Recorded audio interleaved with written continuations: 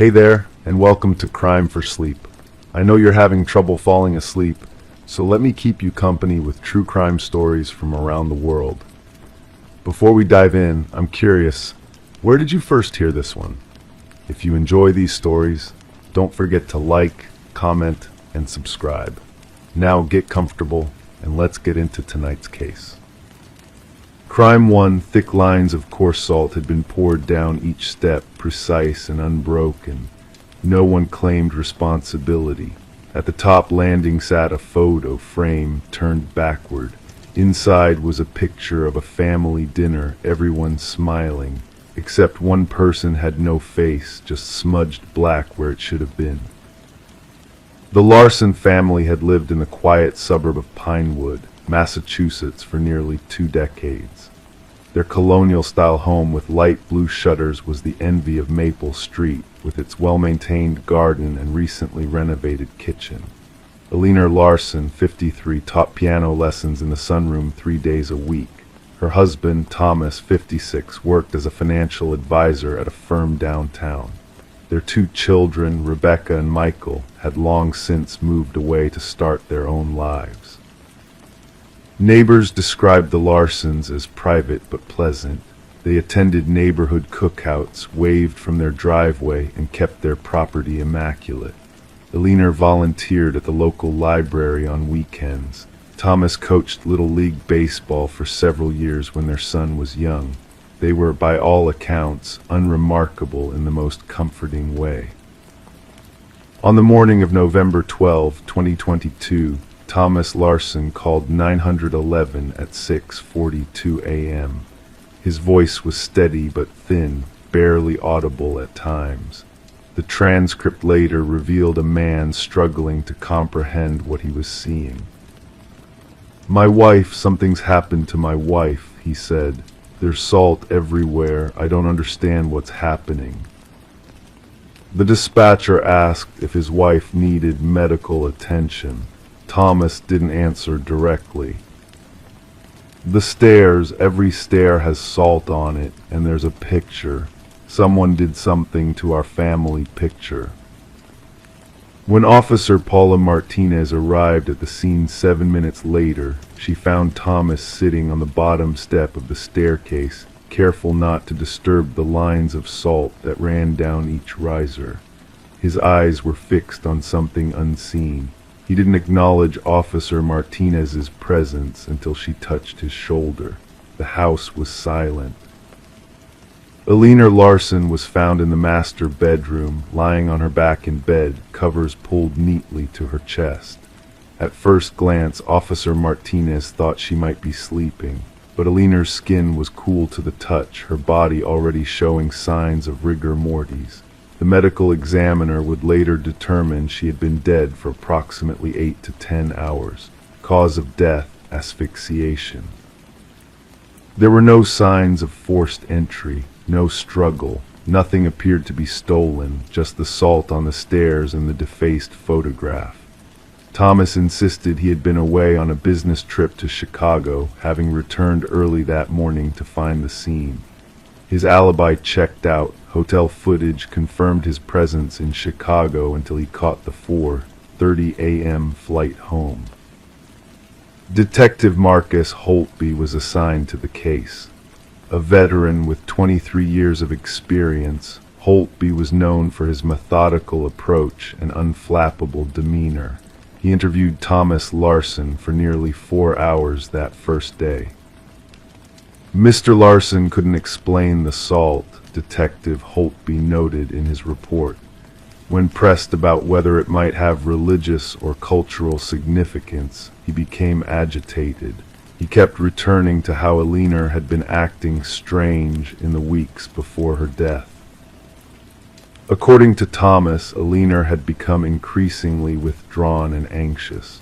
She canceled piano lessons with several long-term students. She'd been having trouble sleeping, often staying up late to sit by the window overlooking their backyard. Thomas admitted he'd suggested she see someone, perhaps get medication. Eleanor had refused. "She told me she needed to be alert," Thomas said during his interview. She said, "They come when you're not paying attention." When asked who they might be, Thomas had no answer. The Larsons' daughter Rebecca arrived from Seattle the following day. In her statement, she described her mother as perfectly normal during their weekly phone calls. "Dad's the one who's been different," she told Detective Holtby, "ever since he started working with that new client group last summer." The new client group was Meridian Investments, a recently established wealth management firm that had brought substantial business to Thomas's company. Rebecca couldn't provide specifics, but mentioned that her father had seemed consumed by the work, often taking calls at odd hours. Phone records would later show that Thomas had received a call at 11:42 p.m. on the night of Alina's death, while he was supposedly in Chicago. The call lasted 3 minutes and came from a burner phone purchased with cash at a convenience store 5 miles from the Larson home. Surveillance footage from the store was conveniently corrupted. Meanwhile, the forensic team made an unsettling discovery. The salt on the stairs wasn't ordinary table salt. It was a mixture of sea salt and what appeared to be crushed bone fragments, later identified as coming from a small rodent, likely a mouse. Mixed in were tiny scraps of paper with barely legible writing, fragments of what seemed to be names and dates. Alina's autopsy revealed another layer of mystery. While the cause of death was asphyxiation, there were no marks on her neck or face, no signs of a struggle. Instead, her lungs contained microscopic particles of the same salt mixture found on the stairs.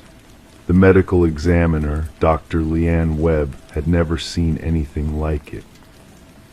"It's as if she inhaled the substance deeply, but there was no evidence of the mixture around her mouth or nose," Dr. Webb explained. Her trachea showed irritation consistent with a forceful inhalation of a foreign substance. The community of Pinewood began to whisper. Some neighbors recalled seeing Alina walking alone at night in the weeks before her death. Others mentioned Thomas's frequent absences.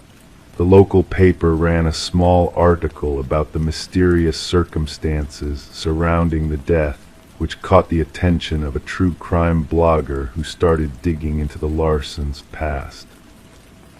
3 weeks into the investigation, Detective Holtby received an anonymous email containing a photograph of Thomas Larson seated at a restaurant table with 3 other individuals. The picture was dated October 17, 2022, less than a month before Alina's death. One of the individuals was identified as Victor Mercer, CEO of Meridian Investments. The other 2 remained unknown. When confronted with the photograph, Thomas claimed it was a business dinner. But his demeanor changed when Detective Holtby mentioned that one of the unidentified men had been linked to 3 other cases in neighboring states, all involving deaths where salt was found at the scene. "That's impossible," Thomas whispered. "They promised it was just a symbolic thing."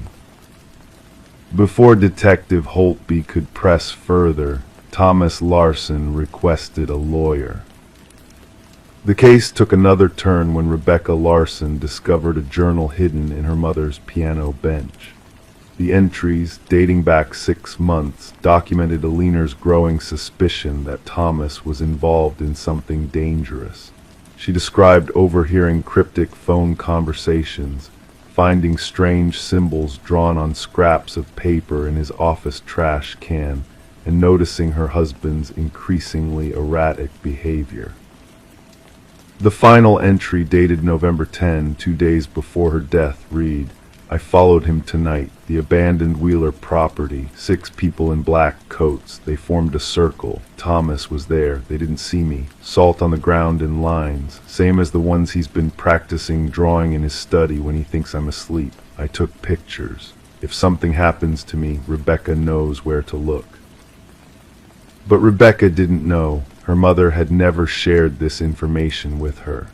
The photos weren't found on Aliner's phone or computer.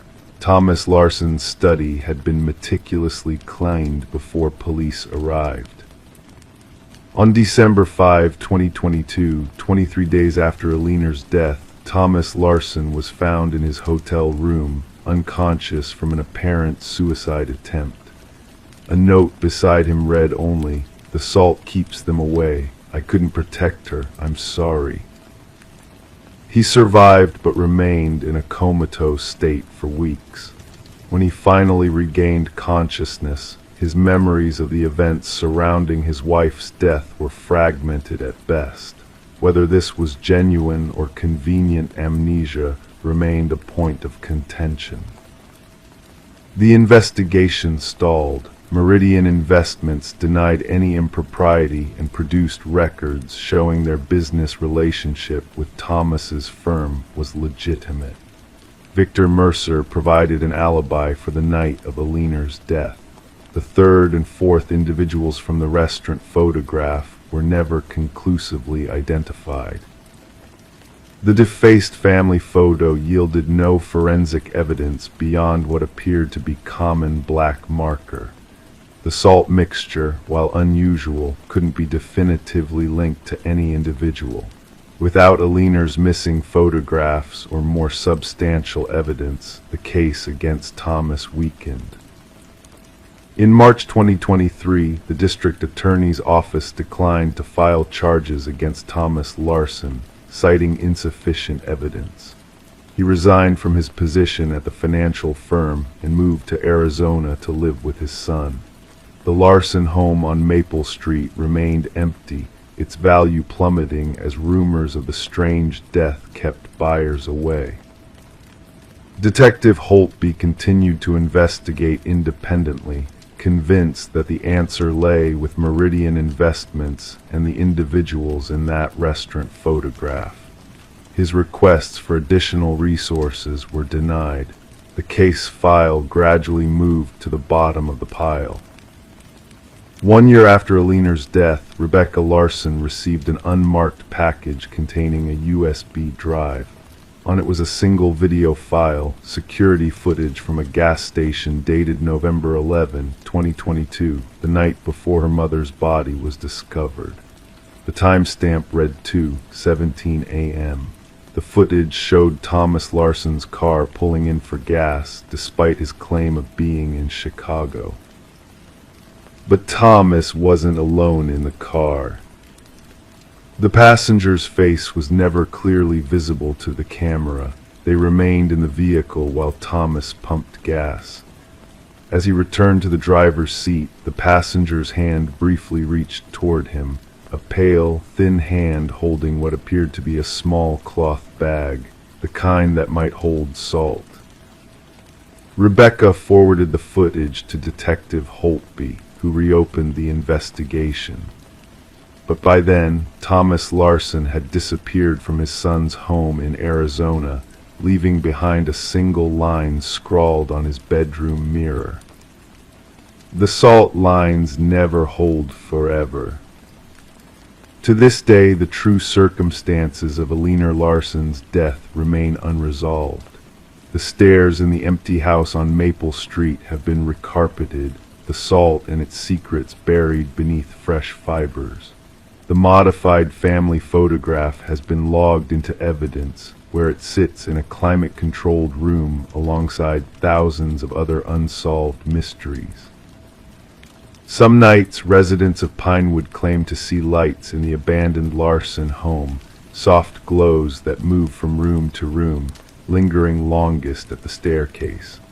Others report finding thin lines of salt on their own front porches on the anniversary of Aliner's death. Most dismiss these as urban legends born from tragedy.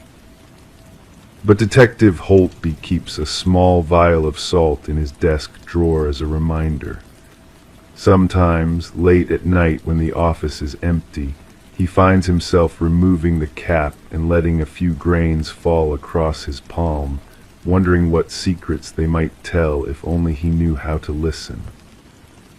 Crime, too, it wouldn't budge. When they finally pried it off, they found a shallow cavity behind it, empty except for a piece of notebook paper curled into the dust. The note read, "She comes through the reflection now."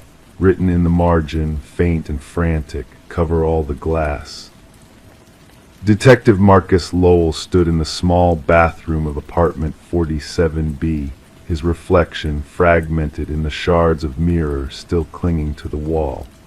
The October chill had followed him inside the Pinewood Apartments, a weathered complex on the outskirts of Millfield, Connecticut. This wasn't the first strange call he'd received in his 15 years on the force, but something about this scene made the hair on his neck stand on end.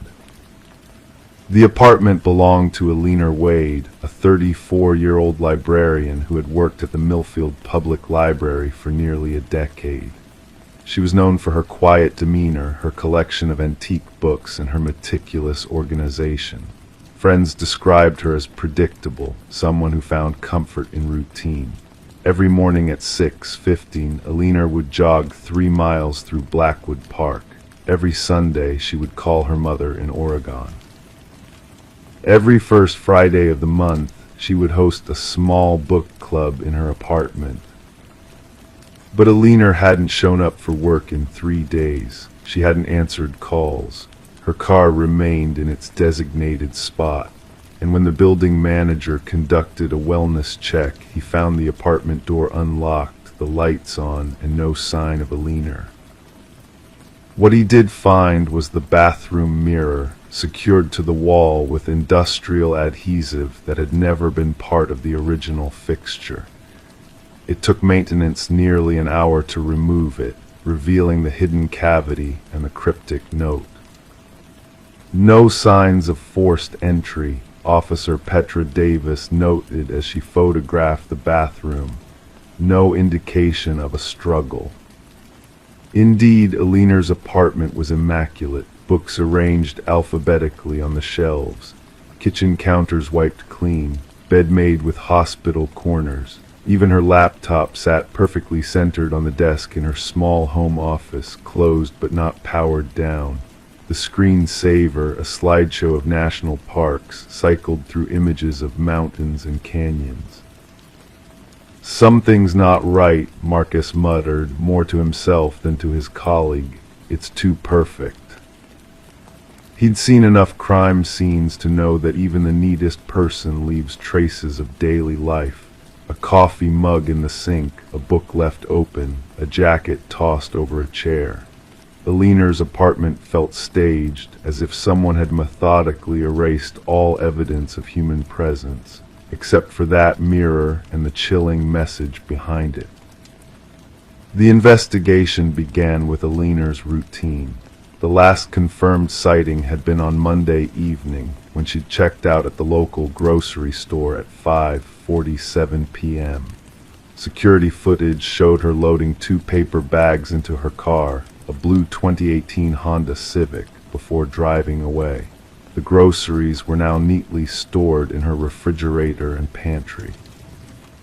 Her cell phone records showed her last call was to her colleague Diane Mercer at 7:13 p.m. that same evening.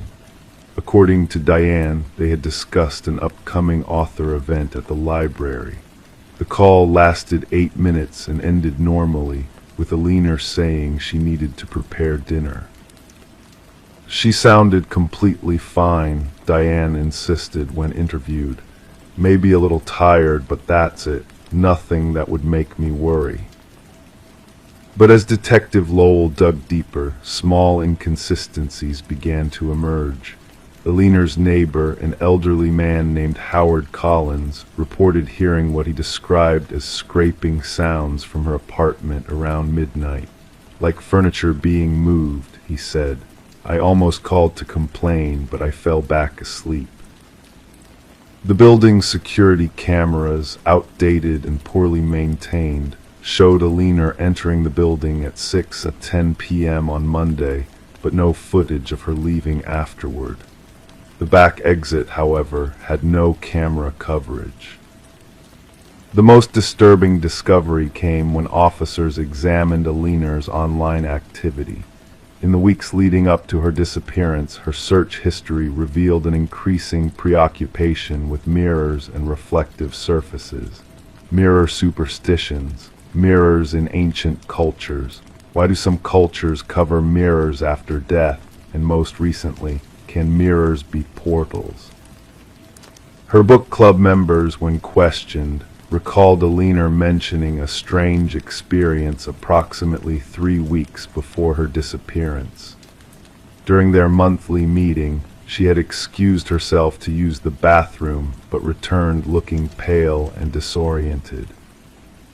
She said she saw something move in the mirror that wasn't her reflection, explained Marlene Oakes, a longtime friend. We all laughed it off as her imagination. She'd been reading a lot of Gothic literature for the club, but thinking back now, she didn't laugh with us. She just stared. In Alina's desk drawer, investigators found a small journal. Most entries were mundane, notes about books she'd read, reflections on her day, reminders of tasks to complete. But the entries from the final week took a darker turn. October 17 saw it again tonight, just for a second, a face behind my reflection. I turned on all the lights and checked the entire apartment. Nothing. October 18, I'm not sleeping well. Every time I pass a mirror or window at night, I feel watched. I covered the bedroom mirror with a sheet, slept better. October 19, went to Dr. Patterson today. He thinks it's stress and possibly mild hallucinations from sleep deprivation.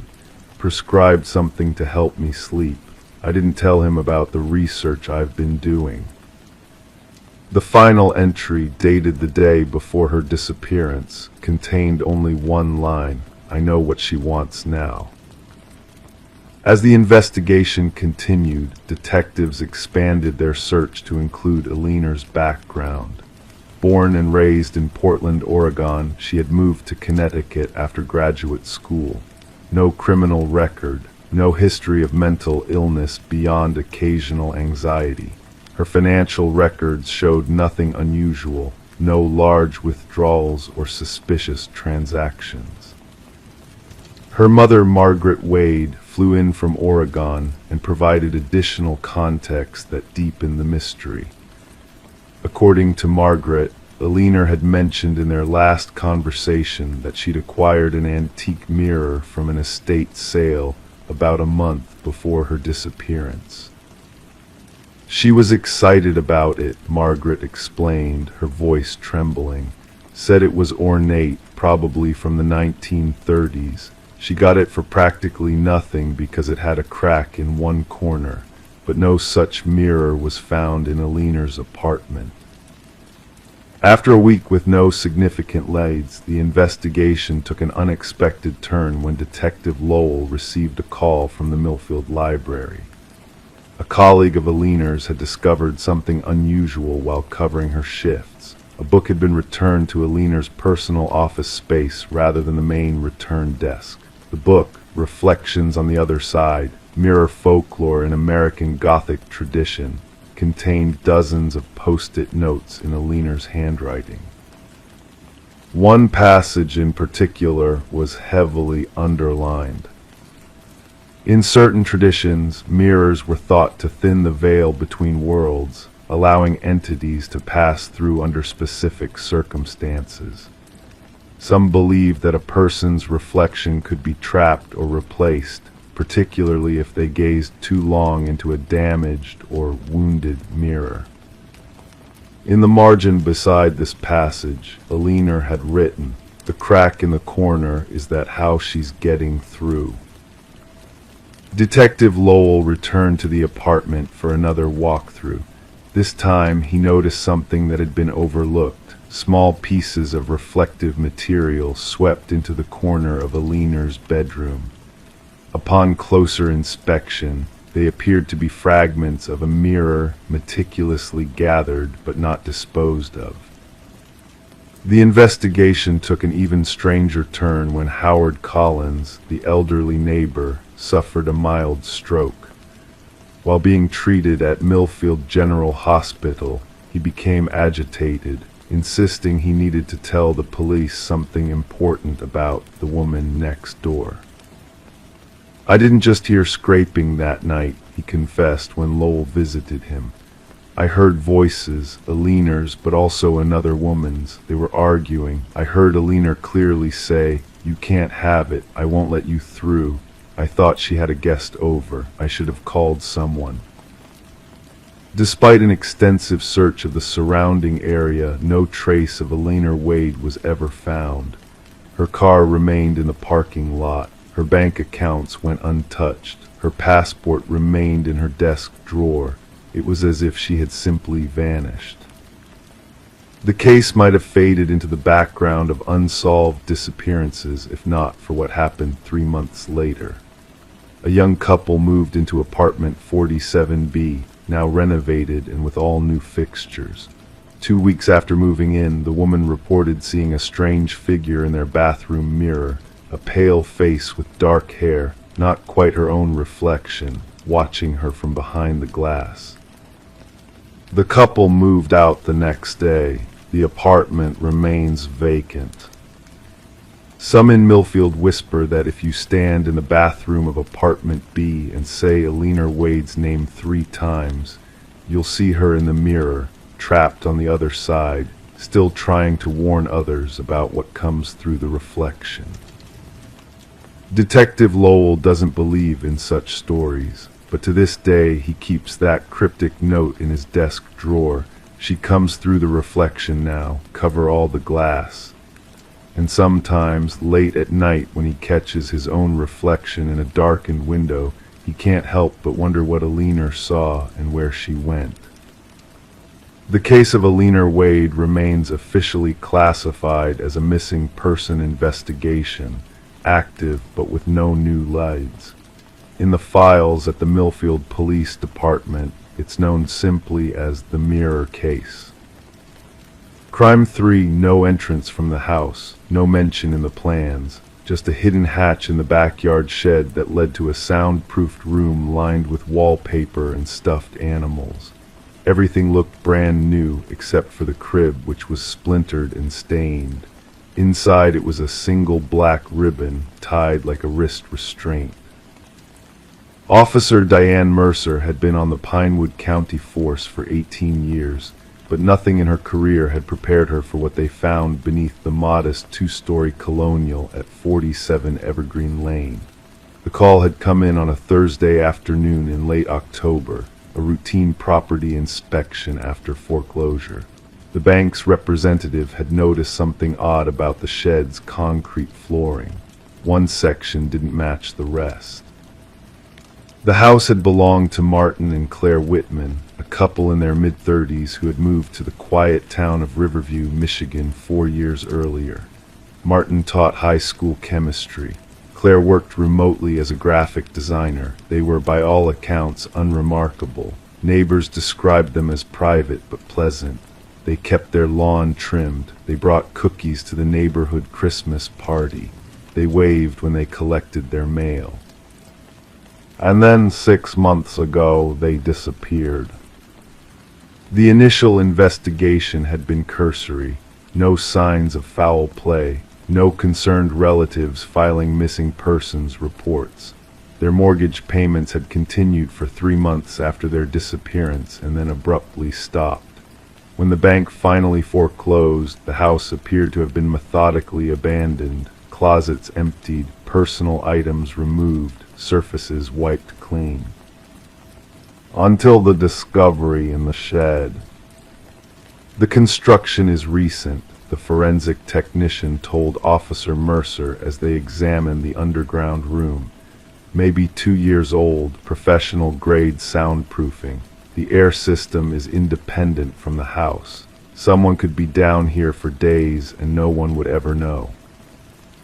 Mercer's flashlight beam swept across the pale blue walls, adorned with painted clouds and cartoon birds. A wooden toy box sat unopened in a corner. A changing table, stocked with diapers and wipes, stood against the wall. The mobile above the crib, unicorns and stars, twisted slightly in the current from the ventilation system. No child was reported missing in Riverview during the Whitmans' time here, said Detective Aaron Novick, who had joined Mercer at the scene. No birth records for Claire Whitman at any hospital within a 100-mile radius. Maybe they were preparing to adopt, Mercer suggested, though her voice lacked conviction. Then why hide it underground? Novick's question hung in the stale air. The investigation into the Whitmans' lives began to reveal inconsistencies. Their employment histories before moving to Riverview showed unexplained gaps. Their social media accounts appeared carefully curated with few personal photos. The neighbors who claimed to know them realized, upon reflection, that they knew very little. No one had ever been invited inside their home. 2 weeks after the discovery of the nursery, authorities located Martin Whitman's car abandoned at a long-term parking lot near Detroit Metropolitan Airport. Security footage showed him parking the vehicle on April 12th, 4 days before the last sighting of the couple in Riverview. He was alone. He carried a single suitcase. He did not appear distressed. Claire Whitman remained unaccounted for. We need to consider the possibility that she never left, Detective Novick said during a briefing. The team had already searched the property extensively, including ground-penetrating radar surveys of the yard. Nothing suspicious had been found. Then came the first significant break. A former colleague of Martin's from his previous teaching position in Pennsylvania recognized his photo in the news. "That's not Martin Whitman," the woman insisted. "That's Daniel Werner. He taught with me at Lakeside Prep for 2 years, left suddenly after some trouble with a female student." Fingerprints confirmed it. Martin Whitman was actually Daniel Werner, who had disappeared from Pennsylvania 7 years earlier while under investigation for an inappropriate relationship with a 17-year-old student. The real Martin Whitman had died in a car accident in Nebraska in 2015, his identity apparently stolen by Werner shortly thereafter. But who was Claire? The mystery deepened when police obtained access to the couple's financial records. Every month for the past 3 years, large cash withdrawals had been made from their joint account, always between $2,000 and $3,000. Always on the 15th. The money couldn't be traced. "It looks like payments," Mercer observed. "Regular, consistent, but to whom and for what?" The forensic examination of the underground nursery yielded little physical evidence. No DNA profiles other than those presumed to belong to the Whitmans were found. The crib's damage appeared to be from stress and pressure against the rails, not violence. The black ribbon contained no DNA other than a partial match to Claire. 3 months into the investigation, a woman named Teresa Malone contacted the Riverview police. She had seen the story on a true crime podcast and recognized Claire, not as Claire Whitman, but as Rebecca Finley, her former roommate from Chicago. "Rebecca disappeared 6 years ago," Teresa explained. "She had been seeing someone, a married man, I thought. She was secretive about it. Then one day she was just gone, left a note saying she needed a fresh start." Rebecca Finley had been 22 when she vanished. Child Protective Services records showed she had given up a baby for adoption at 19. The father was not named in the documents. "The question isn't just where they went," Detective Novick said, reviewing the evidence wall in the station's conference room. "It's what they were doing in that room." The answer came from an unexpected source. A pediatric nurse from a hospital 30 miles from Riverview saw the news coverage and contacted police about a couple who had brought in an infant with unusual symptoms 3 years earlier. The baby had been severely underweight and showed signs of sensory deprivation. The couple who matched the Whitman's description claimed to be the child's aunt and uncle, temporarily caring for their niece while her mother was hospitalized. Hospital security footage confirmed it was them. The baby was treated and released into their care after social services found no immediate reason for concern. The couple never returned for follow-up appointments. No missing child reports matched the description. The infant seemed to have appeared from nowhere. A new theory emerged. The Whitmans had been involved in some form of private adoption or surrogacy, possibly illegal. The monthly payments could have been to the birth mother, but this didn't explain the hidden, underground location of the nursery or the apparent restraint in the crib. The investigation took another turn when police located a storage unit rented under Martin Whitman's name 2 towns over. Inside, they found journals written in what appeared to be Claire's handwriting. The entries were disturbing. Day 107, she's responding better to the voice recordings. I play them at night while she sleeps. Martin says it's working, she'll bond with us this way. But sometimes when I look at her, she seems vacant, like she's retreating somewhere I can't follow. Day 183, M insists we can't take her outside yet, says it's too risky. But she needs sunlight, fresh air. The vitamin D supplements aren't enough. Her skin is so pale. Day 249, I threatened to call someone today. He took my phone. Said no one would understand what we're trying to accomplish. Said they would take her away and put her in the system. But this isn't right. This isn't what I agreed to. The final entry was dated just 1 week before the Whitmans' disappearance. I can't do this anymore. She deserves better than a life in that room, better than us. What we've done is unforgivable. 6 months after the discovery of the underground nursery, a woman matching Claire Whitman's description was spotted at a women's shelter in Oregon. By the time authorities arrived, she had left, but she had shared parts of her story with a counselor there. She claimed to have been manipulated by her partner into participating in what she described as an experiment, raising a child in a controlled environment, isolated from outside influences. The child, she said, was gone now, somewhere safe. She wouldn't elaborate. As for Martin Daniel, international border records eventually showed that someone traveling under yet another false identity, but matching his description, had crossed into Mexico around the time of their disappearance from Riverview. The case remains officially open. The identity and whereabouts of the child from the underground nursery are still unknown. Some investigators believe the child was relocated to another family, possibly through illegal channels. Others fear a darker outcome. Officer Mercer keeps a photo on her desk, not of the Whitmans or the mysterious nursery, but of the black ribbon found in the crib. A reminder, she says, that sometimes the deepest mysteries aren't about who or how or when, but why. Why would someone build a nursery underground? Why would they vanish without a trace? And why, despite all evidence of care and preparation in that hidden room, did everything about it feel so profoundly wrong? In Riverview, where the house on Evergreen Lane remains unsold, these questions linger like a shadow. The neighbors have stopped talking about the Whitmans. The shed has been demolished, the hatch sealed with concrete.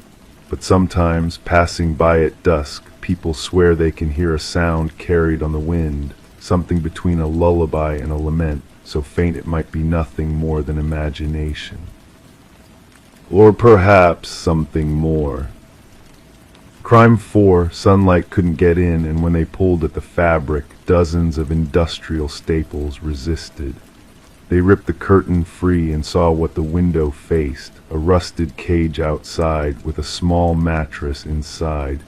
Pinned to the glass from the other side was a message: "She watches from here." In the small town of Riverbrook, Nebraska, Jessica Landry had always been known as the reliable one. At 32, she had established herself as the backbone of the local elementary school's administrative staff. Every morning at 7:15, Jessica would arrive at Riverbrook Elementary, dark blonde hair neatly pulled back, carrying the same blue thermal mug filled with her homemade chai tea. The front office operated on Jessica's internal clock. When she wasn't there by 7:20, something was wrong. Jessica lived alone in a modest single-story home on Maple Avenue, a quiet residential street lined with mature oak trees that created dappled shadows across well-maintained lawns. Her yellow Labrador Cooper was her constant companion on evening walks through the neighborhood.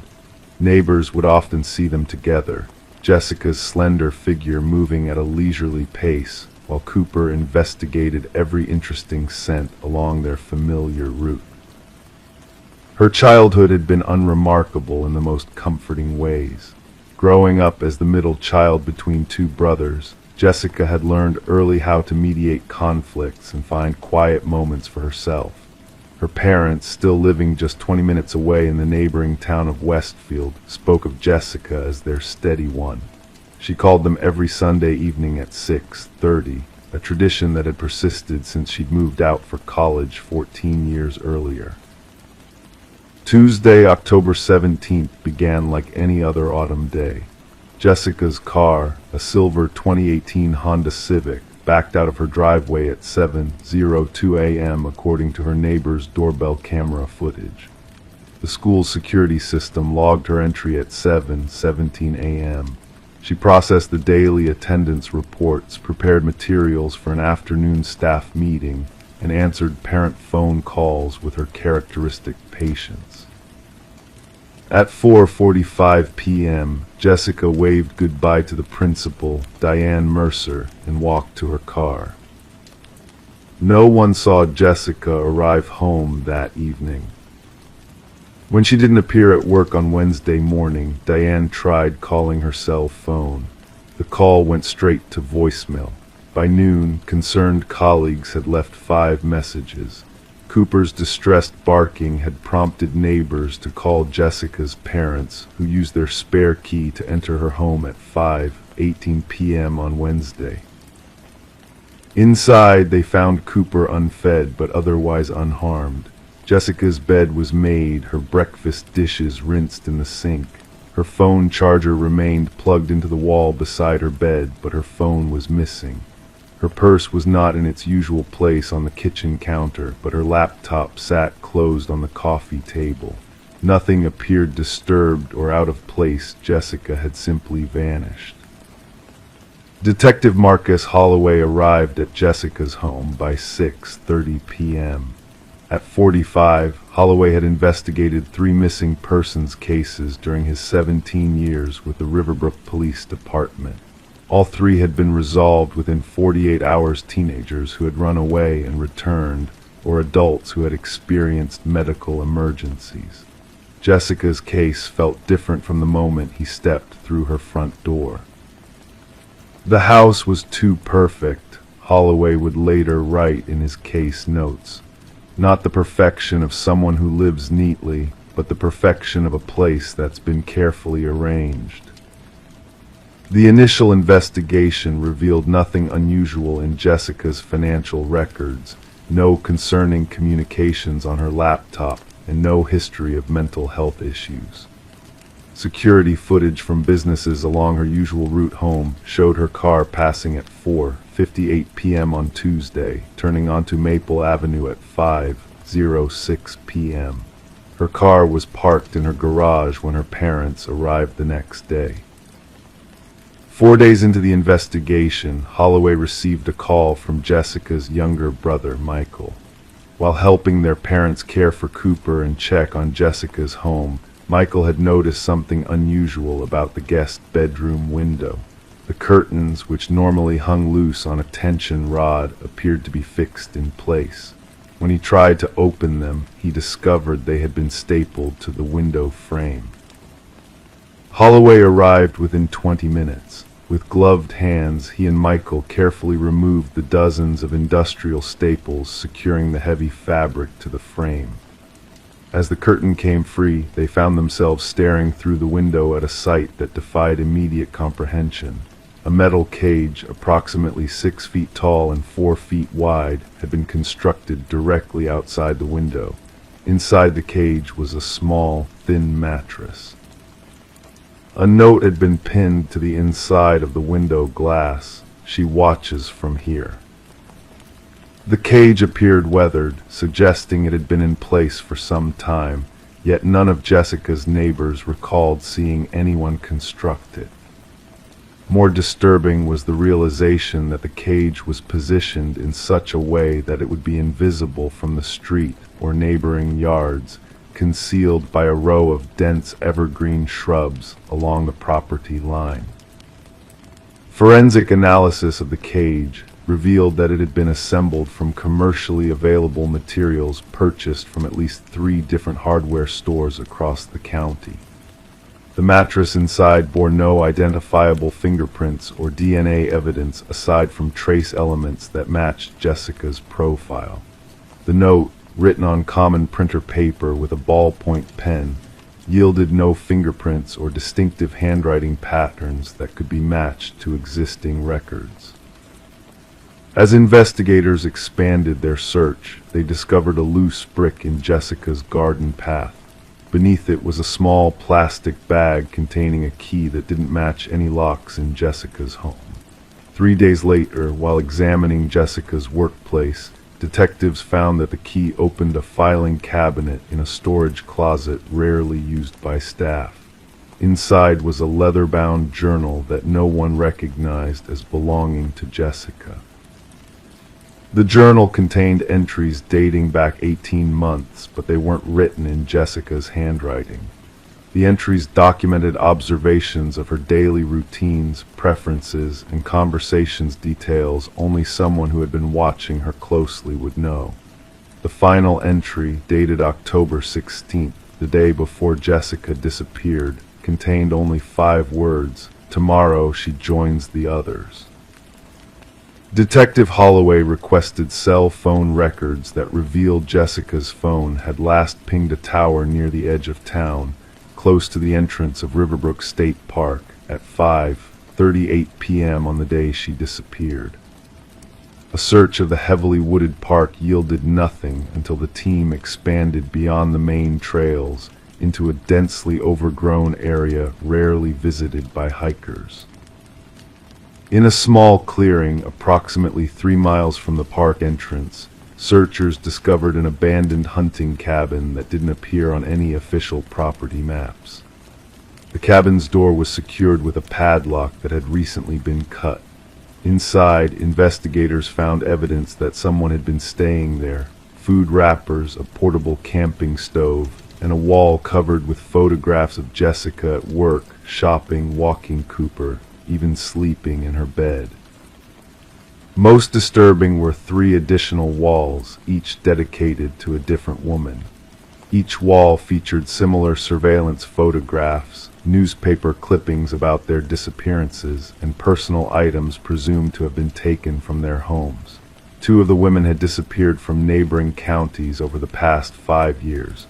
One had been found deceased in a shallow grave near a hiking trail 18 months earlier. The 3rd woman remained unaccounted for.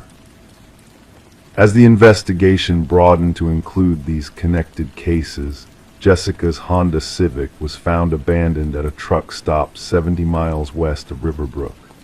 Surveillance footage showed a hooded figure parking the car at 3:17 a.m. on Wednesday, then entering the passenger side of a dark-colored pickup truck that immediately left the area. The footage was too grainy to identify the person or capture the truck's license plate. 6 weeks into the investigation, a breakthrough came from an unexpected source. A routine traffic stop by state police resulted in the arrest of a man named Edward Chambers for possession of an unregistered firearm. Chambers, 47, worked as a maintenance contractor for several school districts in the area, including Riverbrook. A search of his residence revealed a hidden basement room containing personal items belonging to all four women, including Jessica's blue thermal mug and cell phone. Most chilling was Chambers' meticulous record-keeping. Journals documented his surveillance of each woman, floor plans of their homes marked with entry points and security features, and detailed accounts of abductions. But there were no records indicating what had happened to the women afterward or where they might be located. During interrogation, Chambers remained eerily calm. He admitted to watching the women and taking their personal items, but denied any involvement in their disappearances. "I'm just the observer," he repeated. "I document, someone else collects." Forensic analysis of Chambers' computer revealed communications with an unidentified person using encrypted messaging. The messages suggested Chambers was indeed working with at least one accomplice, but encryption and the use of temporary accounts made tracing this individual impossible. 3 months after Jessica's disappearance, Detective Holloway received an anonymous package containing a USB drive. The drive held a single video file showing Jessica and the other missing woman sitting in what appeared to be a basement room. They were unharmed but clearly distressed. A digitally altered voice stated that the women were participating in the necessary observation and would return when they had learned to see. The video ended with a panoramic shot of the room, focusing momentarily on a window with curtains stapled shut. Despite one of the most extensive investigations in the county's history involving state police, FBI assistance, and thousands of man-hours, Jessica Landry and the other missing woman have never been found. Edward Chambers was convicted of multiple crimes related to stalking and illegal surveillance, but maintained his claim that he never physically harmed or abducted any of the women. The guest bedroom in Jessica's home has since been thoroughly examined, remodeled, and the window replaced by her parents, who maintain the property in hopes of their daughter's return. The cage outside the window was removed as evidence, leaving behind only disturbed soil where it once stood. Neighbors have planted a garden in that spot, with perennial flowers that bloom each spring. Cooper, Jessica's Labrador, still lives with her parents and often sits at their front window, watching the driveway as though expecting his owner's return. Detective Holloway keeps a photo of Jessica on his desk and reviews the case files monthly, searching for overlooked details or new connections. And somewhere perhaps Jessica Landry watches through a stapled curtain, waiting for whatever observation must be completed before she can come home. The case remains officially open, one of many unsolved disappearances that haunt small-town America stories where ordinary people step from their routine lives into mysteries that defy resolution, leaving behind only questions and the haunting absence of closure. Crime 5, each tile bore a tiny, hand-etched number, no pattern, no logic, but when cross-referenced with old police files, some of the numbers matched evidence tags from unresolved missing persons cases. One tile, cracked in half, had something wedged underneath, a milk tooth wrapped in velvet. Detective Sarah Marsh had seen many disturbing things in her 15 years with the Pinewood County Sheriff's Department, but standing in Alina Duval's kitchen that October morning, she felt a chill that had nothing to do with the autumn air seeping through the cracked window. Alina had lived alone in this modest 2-bedroom house on Willow Street for over 40 years. A retired elementary school librarian, she was known in the small town of Maple Ridge as the quiet woman who tended her garden and occasionally volunteered at the local animal shelter. No one had reported Alina missing. It was the mail carrier, Vince Holloway, who noticed her newspapers piling up on the porch, 3 days' worth of unread news. Alina was meticulous about her routine: up at 6, breakfast at 7, newspapers read by 8. When Vince knocked and received no answer, something didn't sit right. He called the non-emergency police line. The living room showed no signs of disturbance. A book lay open on the armchair, reading glasses folded neatly beside it. In the kitchen, a mug of tea sat on the counter, a thin film covering its surface, but it was the floor that caught Sarah's attention. The black and white checkered tiles, typical of homes built in the 1960s, each bore a tiny number etched into the corner, so small you wouldn't notice unless you were looking for it.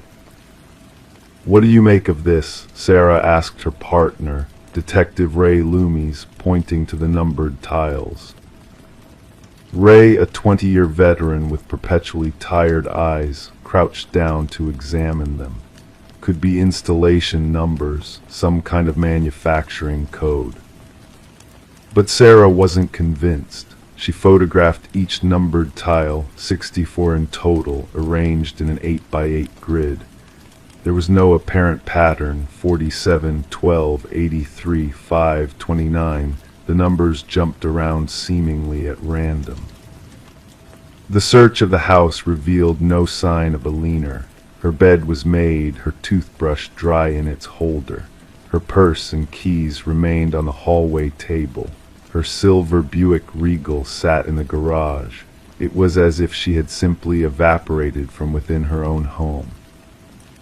The medical alert bracelet Alina wore for her heart condition had been found on her nightstand. She never went anywhere without it. 3 days into the investigation, Sarah sat at her desk reviewing Alina's phone records when she noticed something. Every Thursday for the past 6 months, Alina had received a call from the same number. The calls lasted exactly 3 minutes, never more, never less. The number belonged to a burner phone, untraceable. Meanwhile, Ray had been digging into Alina's past. Before becoming a librarian, she had worked as a clerk for the Pinewood County Police Department in the Records Division from 1972 to 1981. She would have had access to all case files during that period, Ray noted, dropping a stack of photocopied documents on Sarah's desk, including 13 missing persons cases that were never solved. Sarah's intuition flickered. She pulled out the photographs of the numbered kitchen tiles. "Let's cross-reference these numbers with the evidence tags from those old cases," she suggested. By midnight, they had their answer. 17 of the numbers on Alina's kitchen floor matched evidence tag numbers from unresolved missing persons cases. Most were from the period when Alina worked in records. "This can't be coincidence," Sarah whispered, staring at the matching numbers circled in red marker. The next morning they obtained a warrant to remove the tiles. The forensics team arrived, carefully lifting each one. Most revealed nothing but old adhesive and concrete underneath. But when they removed tile number 24, which corresponded to the evidence tag for 6-year-old Timothy Wyatt's missing person case from 1976, they found something that made Sarah's blood run cold. The tile was cracked diagonally, and wedged in the crack was a tiny object wrapped in dark velvet. When carefully unwrapped, it revealed a child's milk tooth. DNA testing would later confirm it belonged to Timothy Wyatt, who had vanished while walking home from school 48 years earlier. Alina's house became a crime scene. The entire kitchen floor was removed, revealing 3 more teeth hidden under different tiles, each corresponding to a child who had disappeared during Alina's time at the Records Division. But where was Alina? The investigation took another turn when they searched the crawl space beneath the house. Hidden behind an old water heater was a metal lockbox. Inside were newspaper clippings about each of the missing children, along with a small notebook written in a tight, precise hand. The notebook contained dates, times, and brief descriptions. April 12, 1975, Franklin Park, blue jacket, chocolate ice cream on his face. November 3, 1976, school bus stop, red mittens, crying. February 20, 1978, library, looking for dinosaur books, alone. Each entry was followed by a single sentence: he needed to be saved. The investigators expanded their search to Alina's background. She had no children of her own. She had never married. Former colleagues described her as efficient but forgettable. Neighbors knew little about her beyond her gardening habits. 1 week into Alina's disappearance, Sarah received a call from a real estate agent in Phoenix, Arizona. Alina Duval had purchased a small house there 3 months earlier, paying cash. Local police found the house empty but recently lived in. Mail addressed to Margaret Williams sat on the counter, a new identity. Back in Maple Ridge, forensic anthropologists began examining the soil in Alina's meticulously maintained garden. Ground-penetrating radar revealed anomalies beneath the rose bushes she had tended for decades. They found no bodies, only small containers. Each held personal items: a child's shoelace, a hair barrette, a broken watch. More evidence from the missing children cases, evidence that had been logged but later disappeared from police storage. As winter settled over Maple Ridge, the search for Alina Duval continued. Her face appeared on news programs nationwide. Her bank accounts remained untouched. Her social security number showed no activity. Then came the letter, postmarked from a small town in Mexico, addressed to the Pinewood County Sheriff's Department, written in Alina's precise handwriting. I didn't take them, I tried to protect them. The numbers are his signature, not mine. Look again at who worked in records before me. Look at Calvin. I kept the evidence he tried to destroy. I made sure it wouldn't be forgotten. Now I have to disappear too. Calvin Reed had been the head of the Records Division from 1965 to 1972, before Alina. He had died in 1989 of a heart attack. His personnel file showed a spotless record. A widower with no children, he had been described by former colleagues as meticulous and by the book. Sarah pulled Calvin's employment history. Before joining the police department, he had worked as a janitor at Maple Ridge Elementary School, the same school all the missing children had attended. Alina's kitchen tiles took on new meaning. She hadn't been marking her victims, she had been preserving evidence against Calvin, creating a coded message that would eventually be found. In April, 6 months after Alina's disappearance, a groundskeeper at a cemetery in Tucson, Arizona, discovered an elderly woman living in a maintenance shed. She identified herself as Alina Duval. I knew someone would find the tiles eventually, she told Sarah during their interview in an Arizona hospital room. Alina was frail, her skin paper-thin. I couldn't bear to take the evidence to my grave.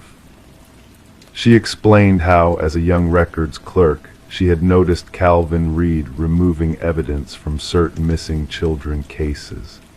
When she confronted him privately, he had smiled and told her, "Sometimes children need to be saved from this cruel world." Alina, terrified but determined, had secretly collected the evidence Calvin attempted to destroy. She couldn't go to her superiors. Calvin was respected, and she was just a clerk with no proof he'd done anything wrong. So she hid the evidence in her home, etching the evidence tag numbers into her kitchen tiles as a map. "I was too afraid to come forward then," Alina whispered, "but I couldn't let those children be forgotten. Every day I walked on those tiles, remembering them, promising them someone would eventually understand." Calvin Reed was posthumously investigated. Old photographs from his home, preserved in county storage, showed a meticulously maintained garden much like Alina's. Ground-penetrating radar revealed what Alina had suspected all along. The remains of 5 children were found buried beneath Calvin's rose bushes. DNA testing confirmed they were the missing children, whose evidence tags corresponded to the numbers on Alina's kitchen tiles. Alina Duval passed away 3 weeks after her interview, her heart finally giving out after carrying its burden for so long. She was buried in Maple Ridge Cemetery, her grave marked with a simple stone that bears no numbers, only her name and the words she remembered. The kitchen in Alina's house on Willow Street was eventually renovated, the numbered tiles replaced.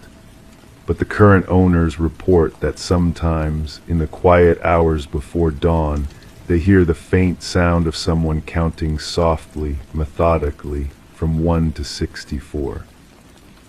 Crime 6 perfectly made, crisp sheets. Nothing seemed off until the bed was moved. Bolted beneath the frame were 4 iron chains with padded cuffs. One was still locked. A name was etched into the underside of the mattress, Tessa.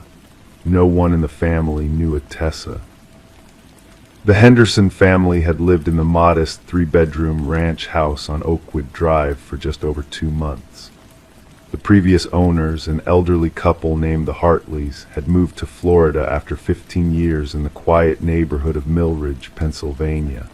The sale had gone smoothly. The inspection revealed only minor issues, a leaky faucet, some weathered siding, nothing unusual for a 30-year-old home.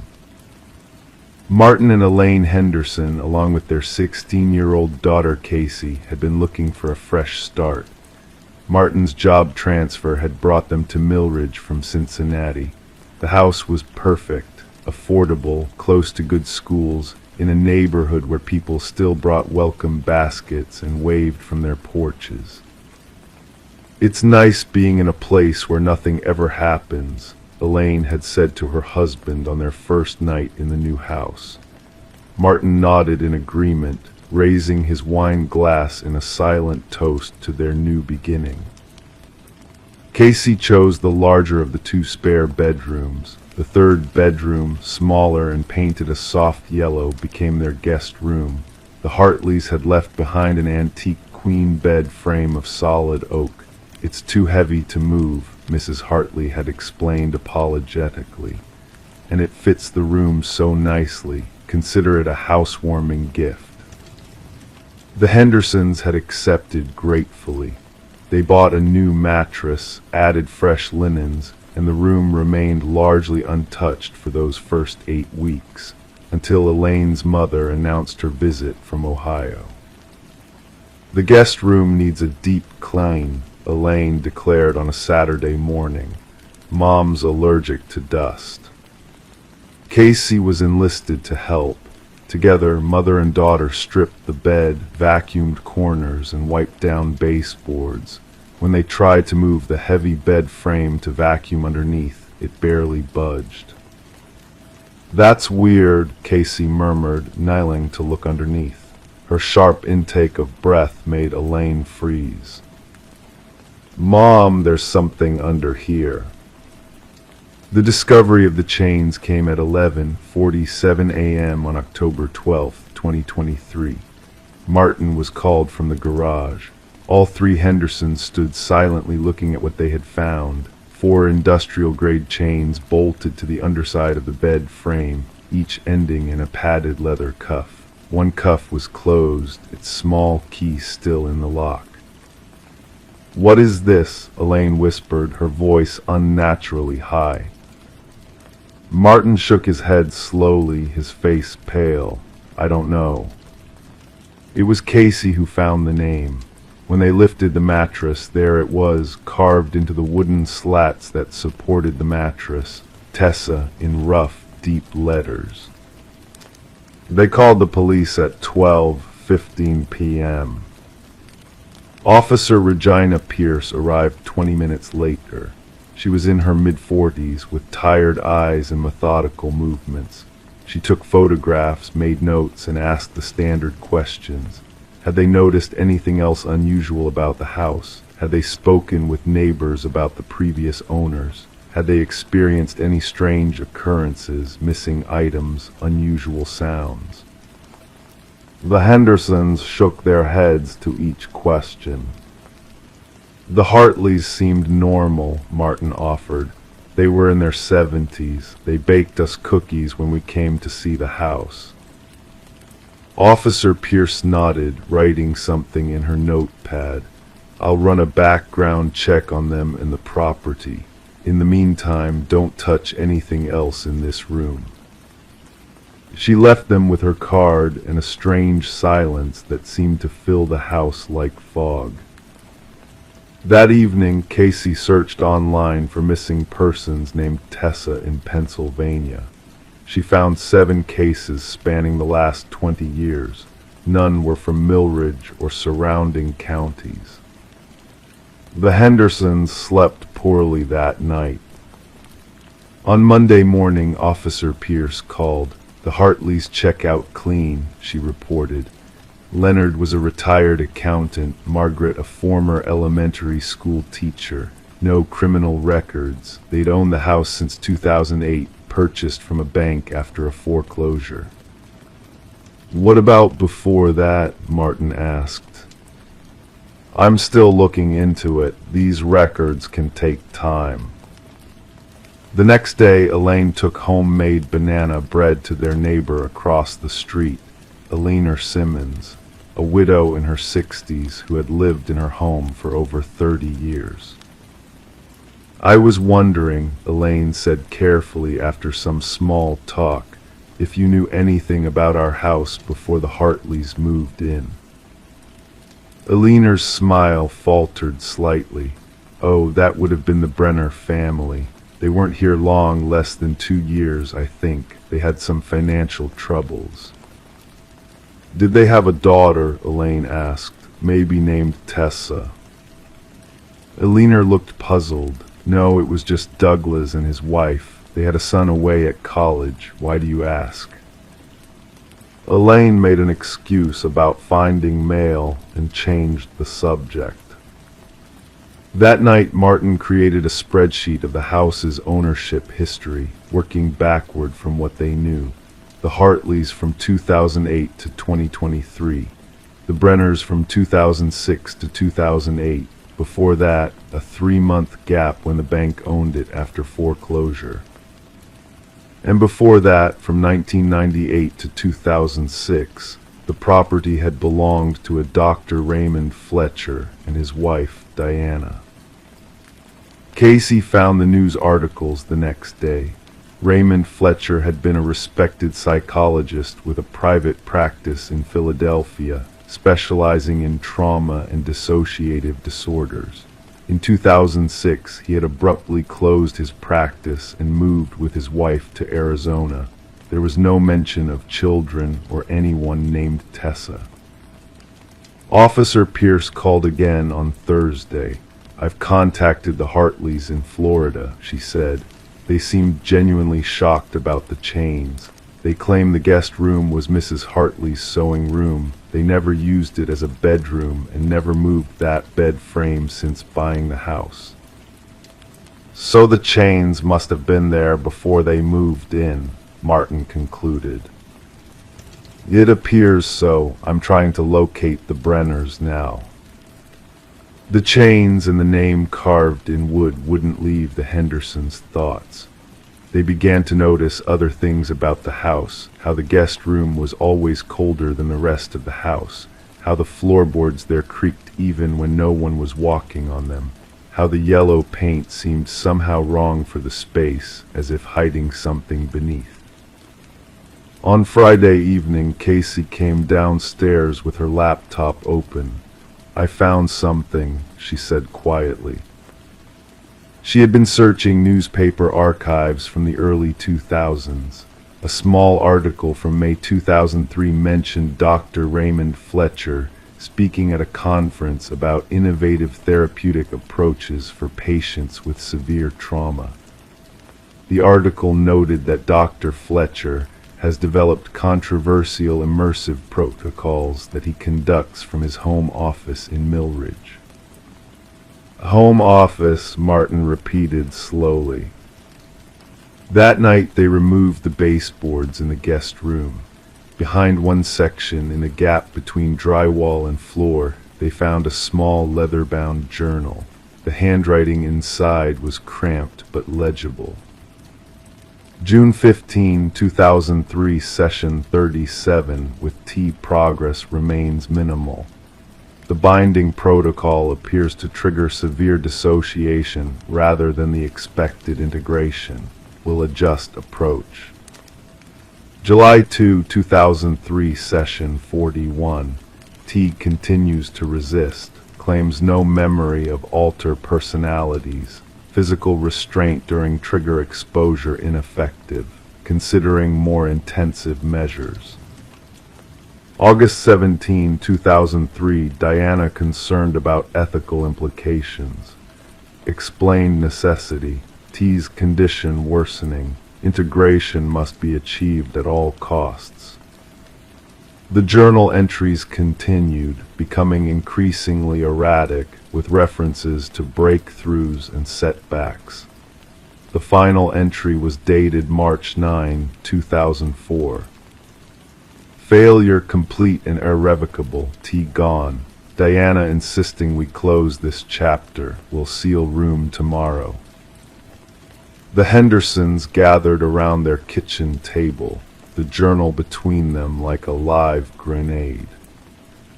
"He was experimenting on someone," Elaine whispered, "in our house." "Someone named Tessa," Casey added. Officer Pierce arrived within the hour. She read through the journal silently, her expression hardening with each page. "I'm going to need to bring in the county detectives," she said finally, "and we'll need to search the entire property." The investigation began in earnest the next morning. Forensic teams arrived. Ground-penetrating radar scanned the yard. Luminol tests were conducted throughout the house. Walls were examined for hidden spaces. 3 days later, they found their first significant evidence. Hair strands embedded in one of the leather cuffs. DNA testing would take weeks. The Hendersons moved into a hotel. On day 5 of the investigation, detectives located Douglas Brenner in Seattle. During a video interview, he revealed that when his family purchased the house in 2006, they had been told explicitly not to use the yellow room. Fletcher said it had water damage that needed extensive repair, Brenner explained. "We never went in there much. We were having financial problems, and honestly, a closed-off room was the least of our worries." Diana Fletcher was found living alone in Sedona, Arizona. Raymond had died of a heart attack in 2014. In her statement, Diana described her ex-husband as brilliant but obsessed. He believed he could cure dissociative identity disorder through immersive confrontation therapy, she told investigators. He brought his most severe case home, against all professional ethics. A young woman named Contessa Morgan. Everyone called her Tessa.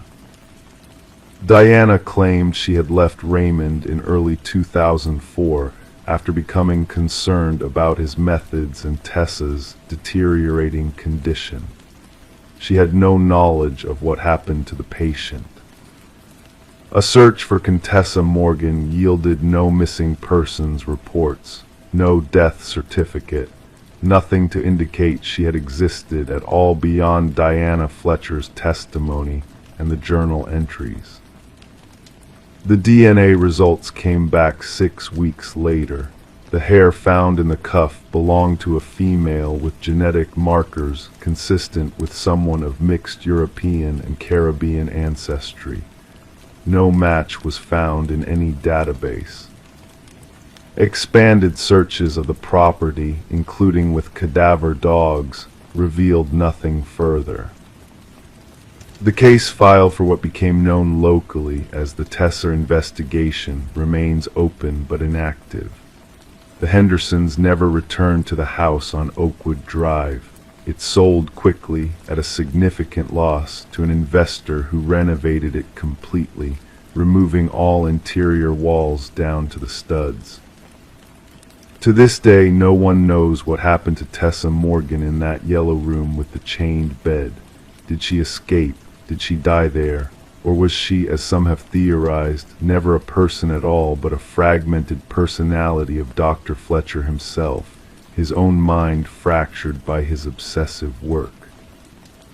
In Millridge, Pennsylvania, some questions remain unanswered. Some beds keep their secrets. And sometimes the most disturbing mysteries aren't about what we find, but about those who disappear so completely that even their absence leaves no trace.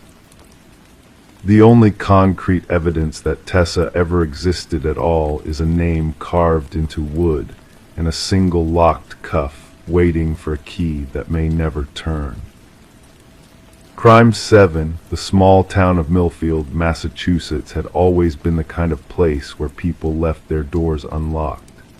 Even in 2017, when most of America had surrendered to security systems and deadbolts, the residents of Millfield maintained their trust in one another. Perhaps that's what made the Wilson case so disturbing.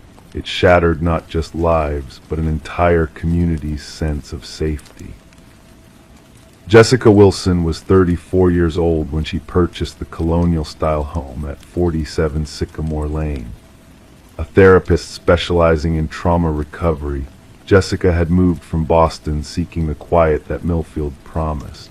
Her colleagues described her as methodical, empathetic, and intensely private.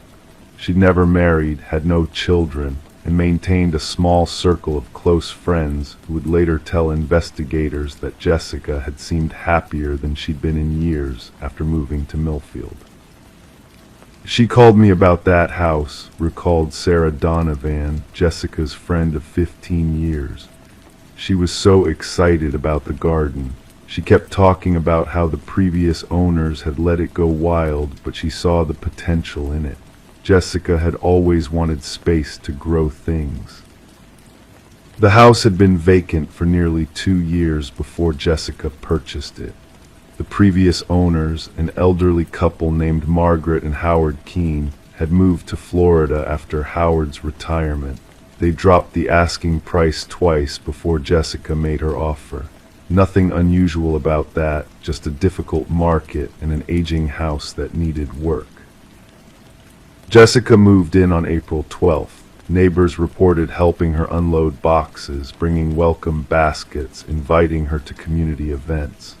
By all accounts, Jessica fit seamlessly into the neighborhood.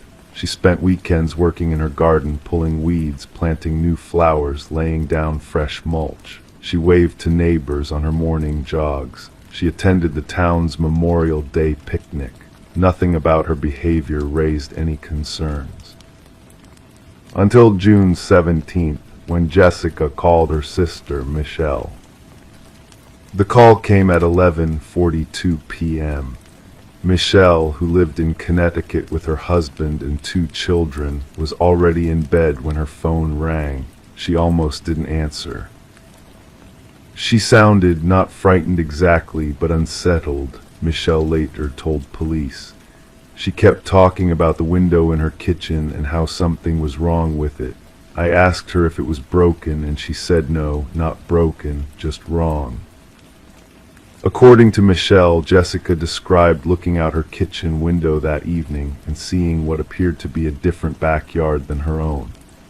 Not dramatically different, the shape was the same, the fence was in the same position, but the garden she'd been tending wasn't there. Instead, the yard looked overgrown, neglected, and there were what Jessica described as mounds or small hills dotting the landscape. I told her she was probably just tired, Michelle said. It had been dark outside for hours. I suggested she go to sleep and look again in the morning. Jessica agreed and apologized for calling so late. They said their goodbyes. That was the last time anyone spoke to Jessica Wilson. 3 days later, when Jessica failed to show up for her Monday appointments and didn't respond to calls or texts, Michelle contacted the Millfield Police Department and requested a wellness check. Officer Paul Mendez responded to the call. The house was secure when I arrived, Officer Mendez noted in his report. No signs of forced entry. Ms. Wilson's car was in the driveway.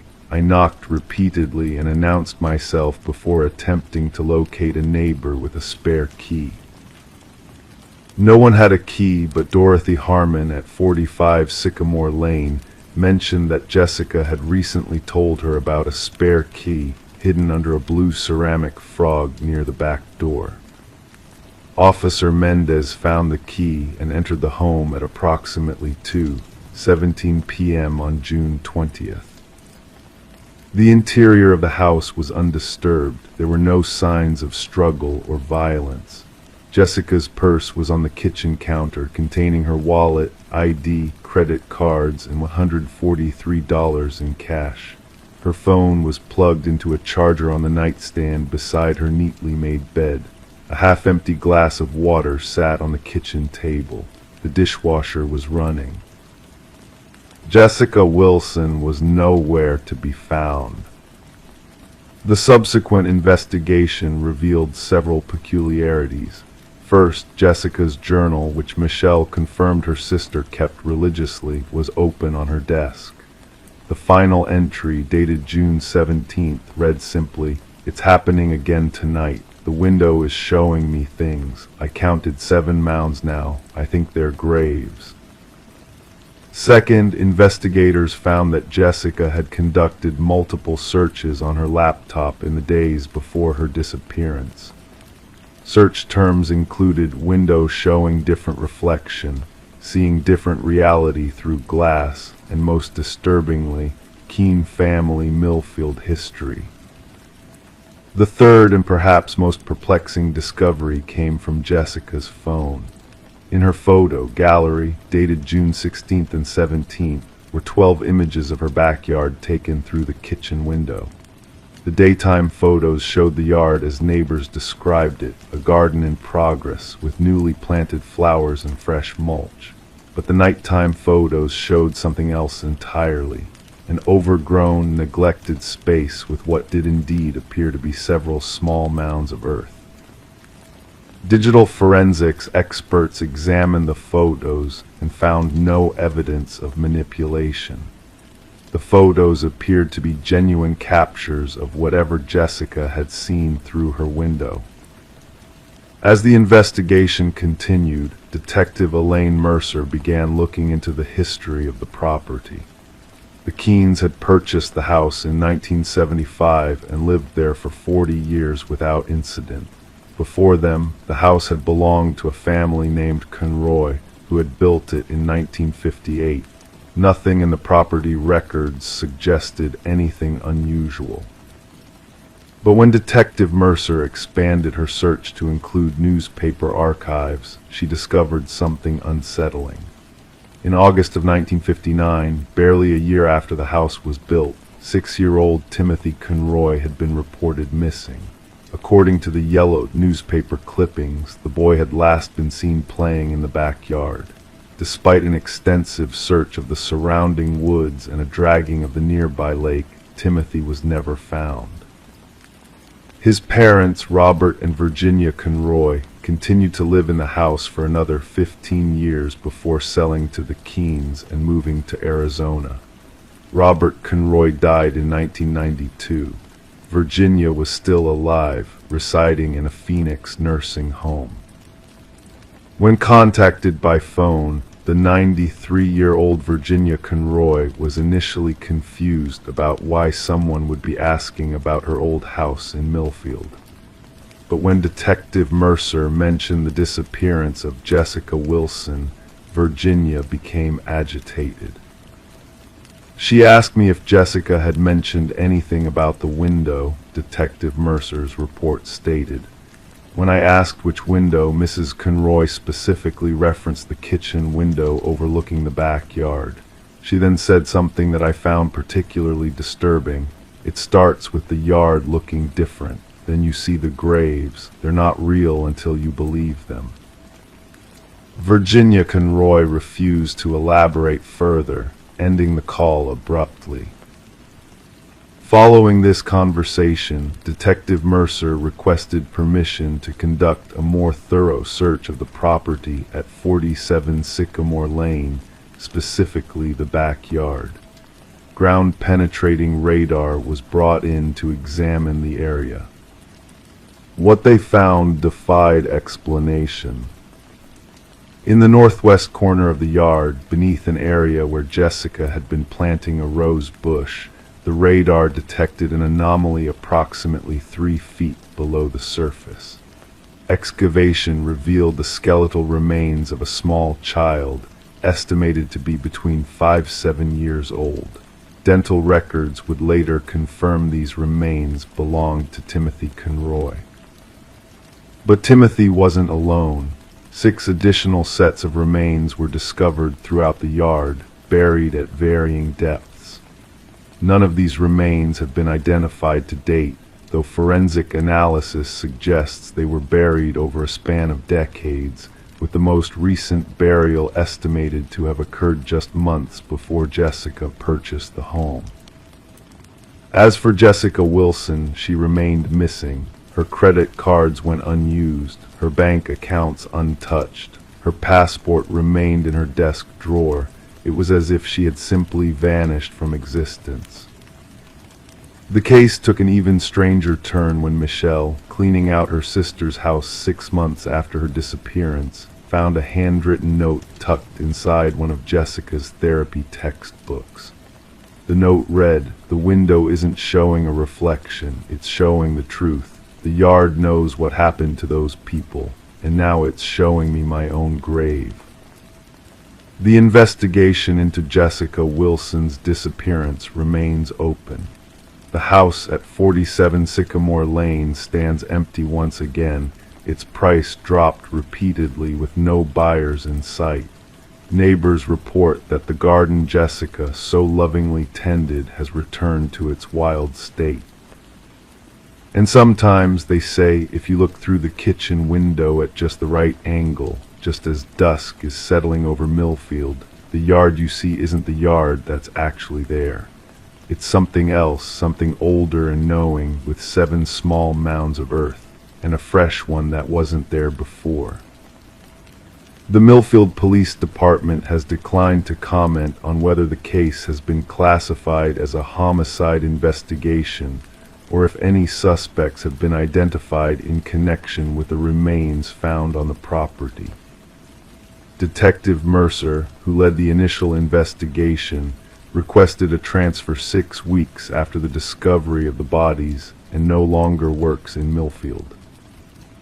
To this day, no one knows what happened to Jessica Wilson, but the residents of Millfield no longer leave their doors unlocked after dark, and no one walks past 47 Sycamore Lane if they can avoid it, especially not when the sun begins to set and the windows of the empty house reflect things that shouldn't be there. Crime 8, it was small, dusty, filled with boxes, but on the inside of the door was a steel bolt and a handwritten tally scratched into the wood, vertical marks grouped in 7s. Below them, someone had etched a single sentence, "Only scream between knocks." Sarah Reeves first noticed the closet when she was helping her grandmother clean out the house in Pinewood, Minnesota. The modest 2-story colonial had been vacant for nearly 8 months since the previous owner, Alina Marston, had passed away at the age of 89. As the real estate agent for the property, Sarah had been tasked with preparing the house for market. "I remember thinking it was odd," Sarah would later tell investigators, "who puts a lock on the inside of a closet door."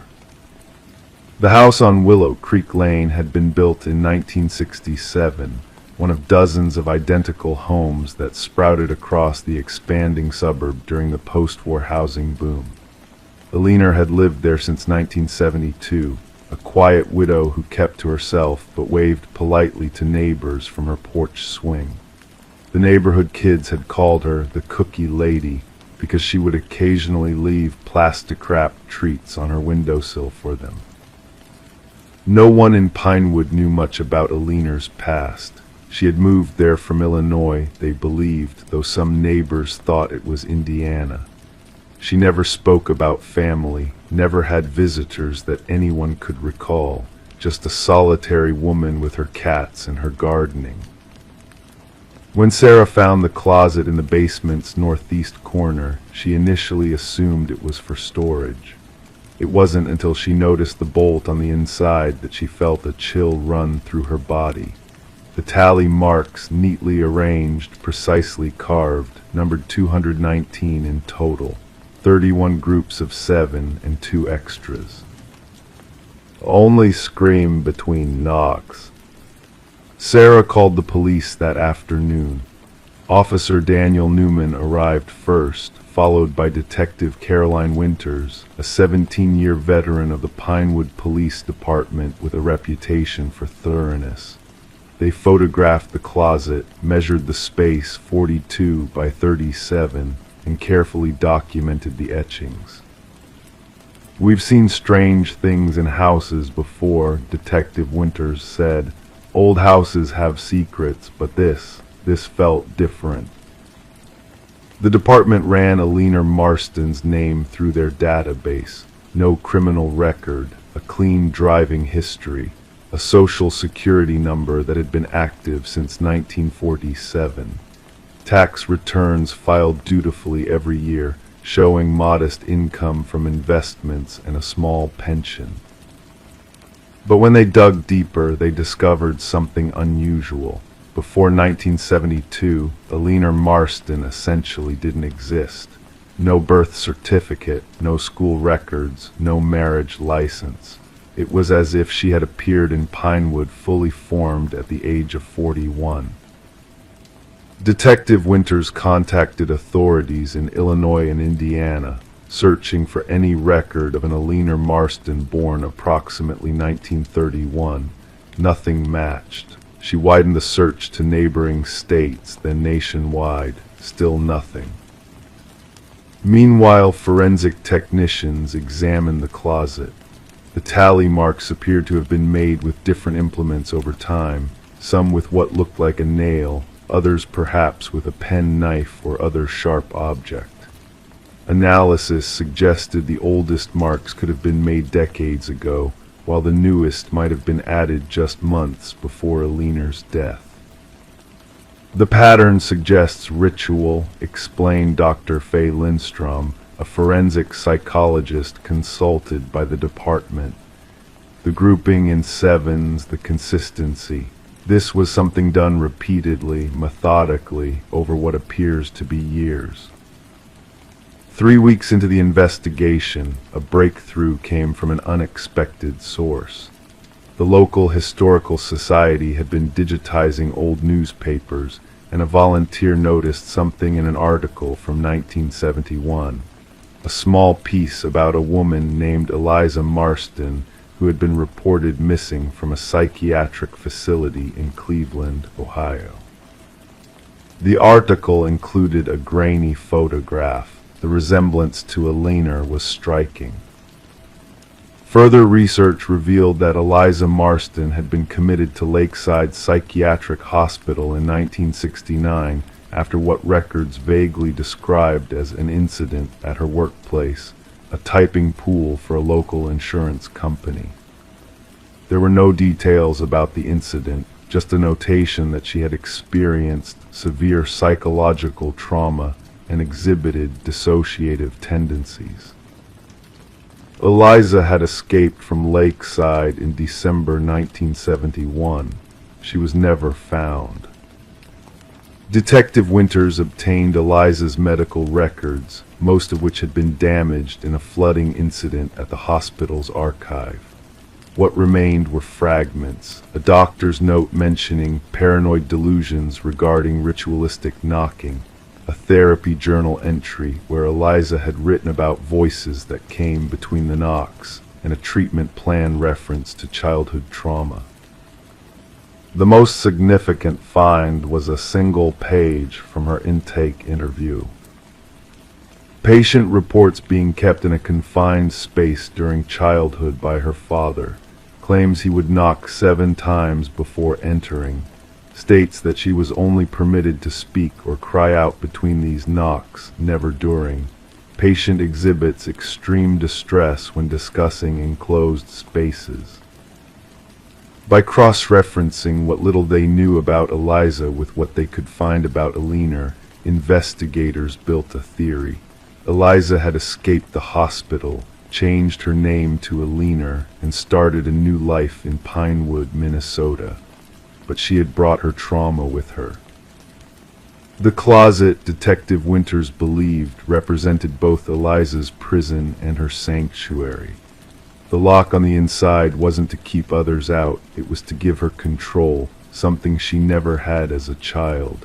The tally marks counted her voluntary entries, a way of reclaiming her trauma. Sometimes survivors recreate elements of their trauma in controlled environments, Dr. Lindstrom explained. It can be a way of processing, of gaining mastery over what happened to them. But questions remained. Had Eliza/Alina ever found peace? Had the ritual helped or merely perpetuated her suffering? And what about the knocks she feared?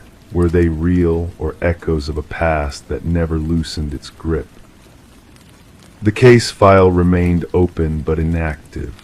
Alina/Eliza was gone, and with her, the full truth of what happened in that house on Willow Creek Lane. The closet was eventually removed during renovations, the door with its mysterious message and tally marks stored in the evidence room at the Pinewood Police Department. The house sold 3 months later to a young family. They never knew about the closet or the woman who had counted her fears in groups of 7. The neighbors eventually stopped telling stories about the cookie lady, and new legends took their place. But Detective Winters kept a photograph of the closet door on her desk. Sometimes, late at night when the station was quiet, she would look at it and wonder about the spaces between knocks and what happened in the silence that followed. In the years since, researchers have identified 3 other cases across the Midwest with similar characteristics. Isolated women with mysterious pasts, unusual modifications to their homes, and ritualistic behaviors tied to childhood trauma. Whether these cases are connected remains unknown. The truth about Alina Marston, or Eliza as she was once known, may never be fully uncovered. Like many stories that haunt the edges of ordinary life, hers remains incomplete, a whisper that fades just before the final word is spoken. And somewhere, perhaps in a house with a history no one has yet discovered, there might be another closet with a lock on the inside, another set of tally marks, another message carved by hands seeking to capture something elusive. Control, understanding, or simply the courage to face the space between one knock and the next. Only scream between knocks. Words that may make sense only to someone who has learned that timing is everything when it comes to survival. Crime 9, all over the wood, pale smudges no larger than a toddler's. No paint, no ink, just faint residue pressed into the panels. Inside the shed, they found a rocking horse and a pile of blankets. Underneath the floorboards there was a second set of prints. These ones pointed down. Detective Sarah Harmon had seen many crime scenes in her 15 years with the Oak Ridge Police Department, but nothing quite like this. The property belonged to Raymond and Elaine Carter, a couple in their mid-60s who had lived in the secluded farmhouse for over 30 years. They had no children of their own, no grandchildren, no young visitors that anyone knew of. The Carters' nearest neighbor, Martha Wendell, was the one who called it in. She hadn't seen either of them in almost 2 weeks. Their blue Buick, usually parked in the gravel driveway, had disappeared sometime during the night of October 3rd, 2019. The mail was piling up. The porch light stayed on day and night. "They never went anywhere without telling me," Martha told Detective Harmon as they stood in the overgrown yard, the autumn wind rustling through maple trees that had begun their seasonal change. "Raymond has heart problems. Elaine wouldn't just leave." Raymond's medication was still in the bathroom cabinet. Half-drunk coffee cups sat on the kitchen table, a thin layer of mold forming on their surfaces. The bedroom looked undisturbed, bed made, clothes hung neatly in the closet, reading glasses folded on the nightstand next to a dog-eared paperback. "It doesn't look like they packed for a trip," Officer Jenkins noted, flipping through the Carters' checkbook on the desk. "Last transaction was a payment to the electric company on October 2nd. The house held no signs of struggle, no blood, no evidence of violence. It was the backyard shed that changed everything." Detective Harmon noticed it first, the small, ghostly handprints. They appeared random at initial glance, scattered across the weathered siding of the 10 by 12 structure, but upon closer inspection they formed a pattern of sorts. Higher near the door, then trailing around the perimeter, becoming lower, as if whoever left them was sinking slowly to the ground. Crime scene analysts determined the prints weren't made with paint or any common substance. They appeared to be some kind of residue, a mix of minerals and organic compounds that had permeated the wood itself. The forensic team couldn't match it to any known substance in their database. "Like nothing I've ever seen," said Dr. Alina Reeves, head of the forensic laboratory. "If I had to guess, I'd say it's some kind of salt compound mixed with an organic binder, almost like sweat, but not quite." Inside the shed, the scene became more unsettling. A wooden rocking horse, seemingly handcrafted, stood in the center of the small space. It looked weathered but well-maintained, its red paint still bright despite visible wear on the rockers. A pile of children's blankets, clean, folded neatly, sat in the corner alongside a small collection of vintage toys, a tin soldier, a wooden train, and a stuffed bear with one eye missing. The Carters had no children, no grandchildren, no young visitors. When officers pulled up the loose floorboards near the center of the shed, they found a second set of handprints pressed into the soil beneath.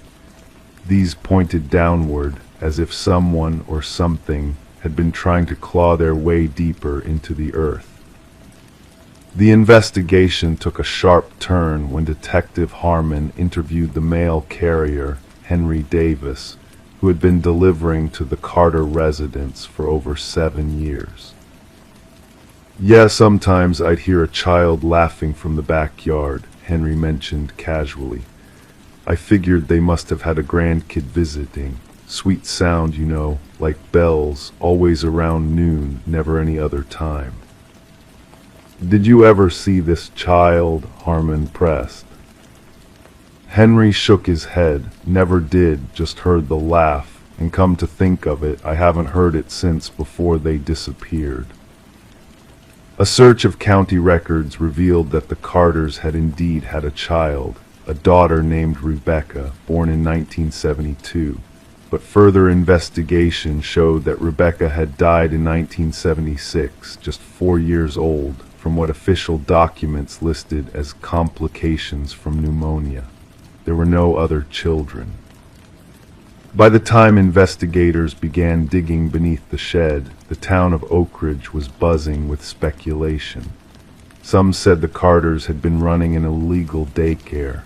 Others whispered about child abduction. The most disturbing theories involved occult practices, fueled by the discovery of strange symbols etched into the underside of the rocking horse. 6 feet below the shed floor, they found a small wooden box. Inside was a faded photograph of a little girl with blonde curls, sitting on the very same rocking horse that stood above. On the back, written in faded blue ink, Rebecca, summer 1976. The date was 3 months after her official death. The excavation continued. 8 feet down, they discovered a child-sized sweater, pink, hand-knitted, with the initials RC embroidered on the collar.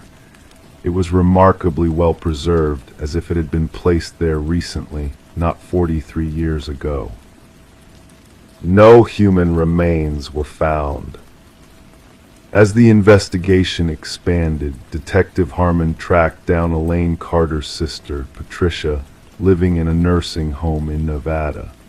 Patricia's memory was fragmented, clouded by early dementia, but she became agitated when shown the photograph from the box.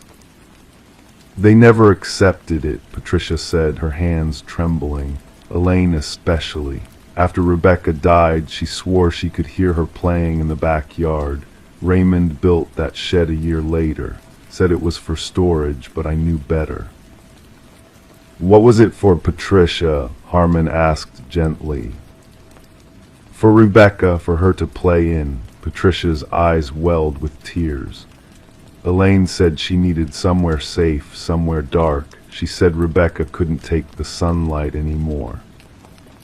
The case took another unexpected turn when a state trooper found the Carters' blue Buick abandoned at a rest stop 300 miles away, near the Canadian border. The car was immaculate, with no signs of foul play. In the backseat was a child's drawing, crayon on construction paper, depicting 3 stick figures holding hands, a man, a woman, and a small child between them. All 3 figures were smiling. In the background was a crude representation of a house, with what appeared to be a shed behind it.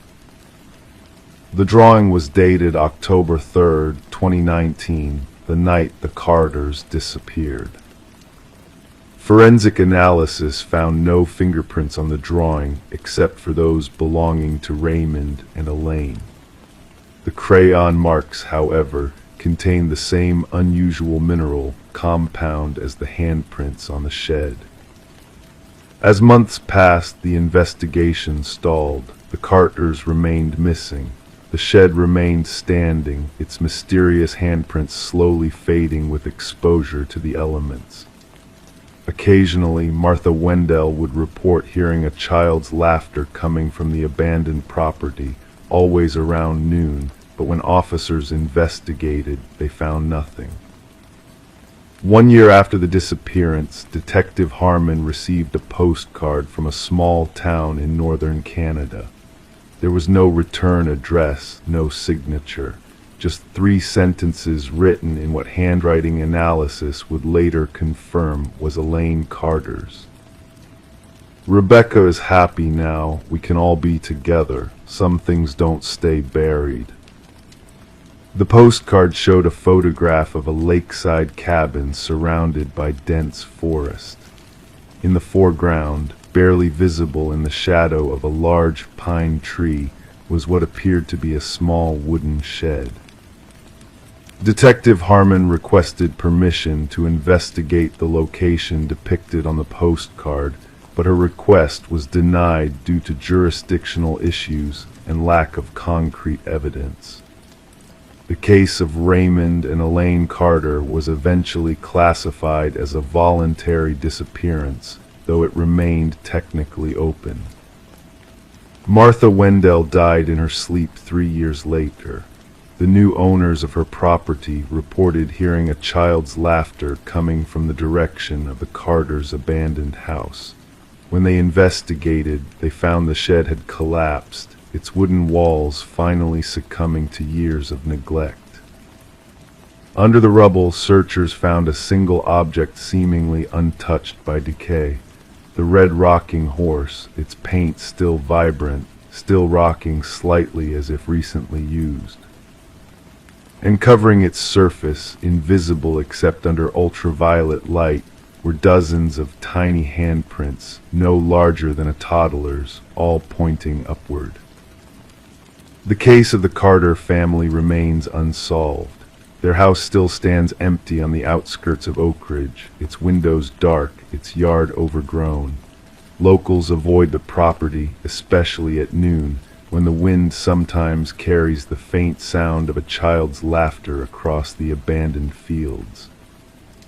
Some things don't stay buried, and some mysteries aren't meant to be solved. Story 10, the quaint costume emporium, was on the brink of shuttering its doors, a somber clearance sale underway to bid farewell to its aging inventory. Amidst the array of forgotten treasures, a woman drawn to a forsaken corner plucked a mask from its dusty resting place. Its intricate features held a peculiar charm, yet there lingered an uncanny lifelike quality that stirred unease. As she approached the counter to make her purchase, the cashier's demeanor faltered, a subtle hesitation betraying his usual composure. "That mask does not belong to us," he murmured cryptically, casting a wary glance at the mysterious artifact. Perplexed, the woman inspected it, only to find no identifying tag attached.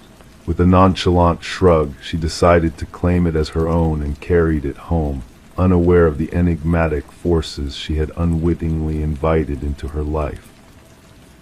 That fateful night she was roused from slumber by a soft rustling, a whisper of fabric gliding through the stillness. Her eyes fluttered open to behold a chilling sight. The mask, once perched upon her dresser, now rested on the nightstand beside her bed, its enigmatic visage fixated upon her with an unsettling gaze. The woman known as Catherine Reed was later discovered by her concerned neighbor, who, drawn by the eerie aura emanating from her partially ajar door, ventured into the dimly lit abode.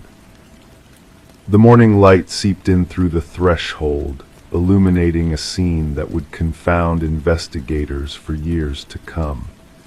Catherine lay prone on her bedroom floor, lifeless and devoid of the enigmatic mask that had vanished without a trace.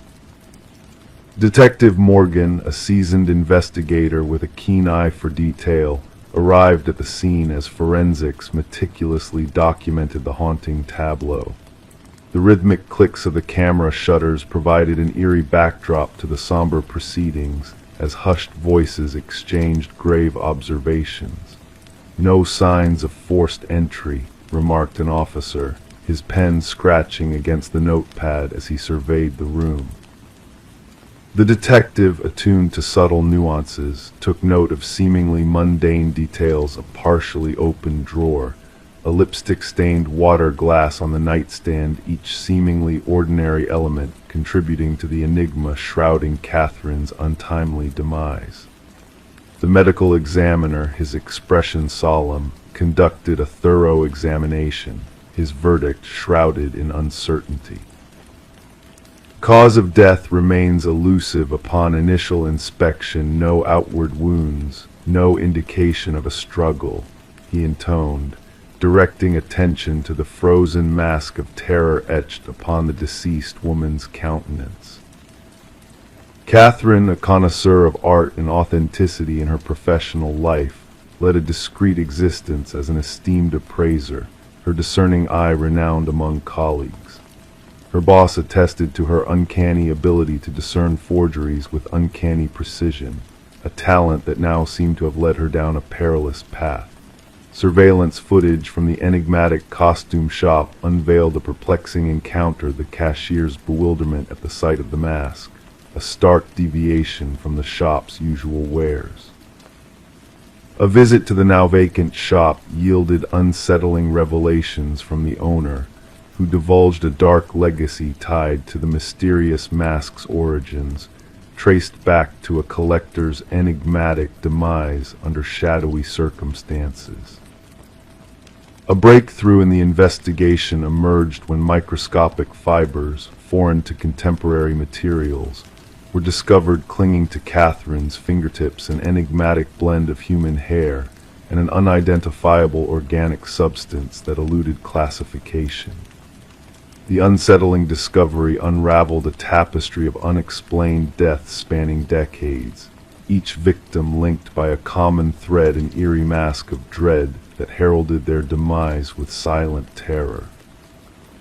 A retired detective privy to a similar case disclosed a chilling revelation, an ancient ritual of soul transference inscribed within each mask, a sinister legacy that transcended time. Unveiling a hidden journal secreted within Catherine's abode, the detective delved into the woman's descent into paranoia and dread. Her meticulous entries chronicled a descent into madness as she unraveled the mask's malevolent legacy, a sinister entity that preyed upon those who dared to unveil its ancient secret. The revelation of a chilling pattern, the macabre markings hidden within the masks, and the grim fate that awaited those who dared to confront the malevolent force within. As the investigation unfolded, a sinister truth emerged: the ultimate cause of Catherine's demise, a fatal cardiac arrest induced by unfathomable fear. What spectral horror could wield such dread that it could still a beating heart with paralyzing terror? Surveillance footage from a vigilant neighbor's abode offered a glimpse of a haunting figure departing Catherine's residence, donned in the eerie guise of the vanished mask, moving with an uncanny mimicry of her gait, an unholy specter that defied explanation. The search for the elusive mask led investigators on a haunting pursuit, culminating in its reappearance in a distant vintage emporium, its sinister allure captivating an unwitting buyer. The enigmatic trail grew cold, the mask slipping once more into obscurity, its dark legacy haunting the detective's thoughts with each passing night. Catherine's journal, a cryptic testament to the enigmatic forces at play, remained a silent witness to the unseen horrors that lurked beyond the veil of reality. In the stillness of the night, a sense of foreboding lingers, a whispered reminder of the malevolent force that prowls in the shadows, biding its time until it finds a new host.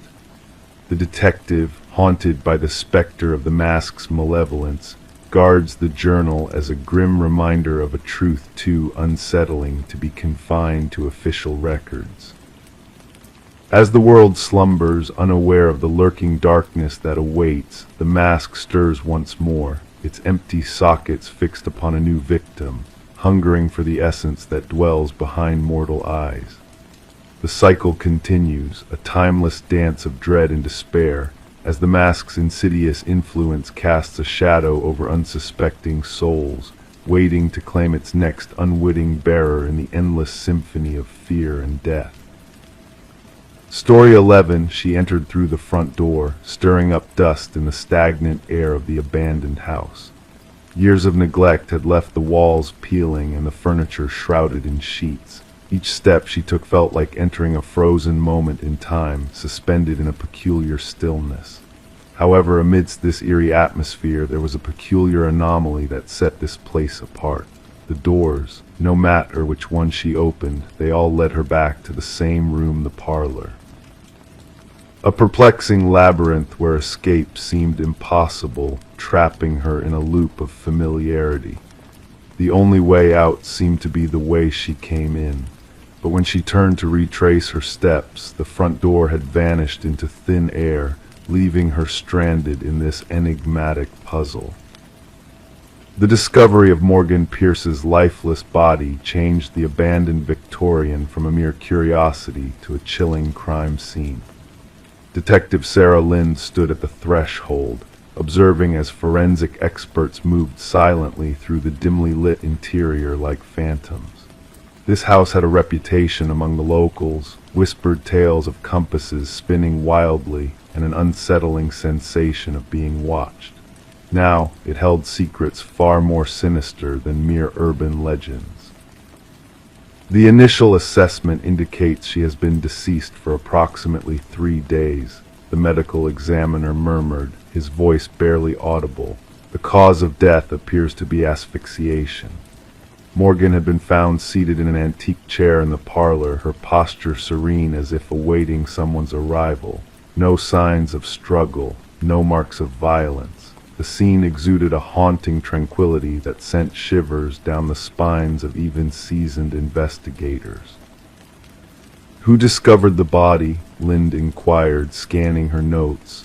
"A real estate agent showing the property to prospective buyers," her partner replied. They entered, spotted her sitting there, initially mistaking her for a trespasser until they drew closer.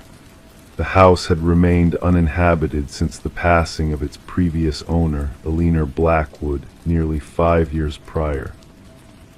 Legal disputes had left the property in a state of abandonment, unwanted, unsold, and fading into obscurity, except for occasional intrusions by vandals and thrill-seekers. Morgan Pierce, a 26-year-old graduate student delving into architectural anomalies for her thesis, had a fascination for spaces that defied conventional norms. Her friends described her as meticulous, driven, and captivated by structures that challenged the ordinary. The allure of the abandoned Victorian, with its reputation for disorienting visitors, must have beckoned to her like a siren's call. Her roommate reported her missing 2 days ago, Lind noted. Morgan mentioned visiting the house where people get lost for her research.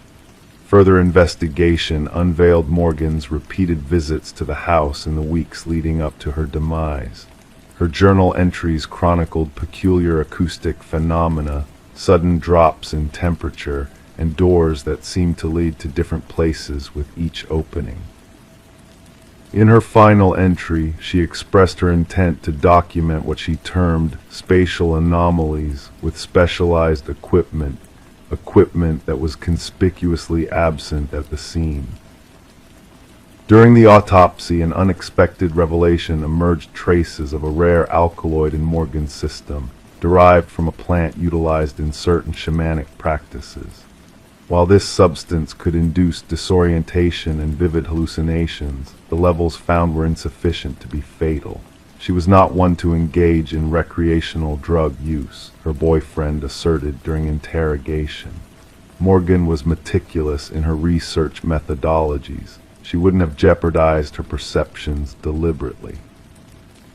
Digital sleuthing unearthed remnants of deleted messages on Morgan's phone. Conversations with an individual who shared her fascination with the house, someone claiming to grasp its enigmatic nature. The exchanges grew progressively intimate and enigmatic. The house retains memories of its past, read one cryptic message. It longs for someone to comprehend. The trail led investigators to Adam Reeves, an architectural historian whose expertise in rare spatial phenomena had captivated Morgan. What began as a professional discourse evolved into a more personal connection between them. When questioned, Reeves appeared genuinely distraught by Morgan's demise. "The house carries a legacy," he elucidated. The original architect incorporated optical illusions and deceptive perspectives, deliberately designed to confuse and disorient. Morgan believed there was a deeper layer to it, a reality beyond mere tricks of design. However, Reeves possessed a solid alibi for the estimated time of Morgan's passing, supported by university symposium footage placing him miles away at the time. A breakthrough emerged from an unexpected source: Eleanor Blackwood's grandson, residing overseas. Upon contact by investigators, he divulged a buried family secret spanning generations. "My grandmother wasn't the sole Blackwood to meet their end in that house," he disclosed.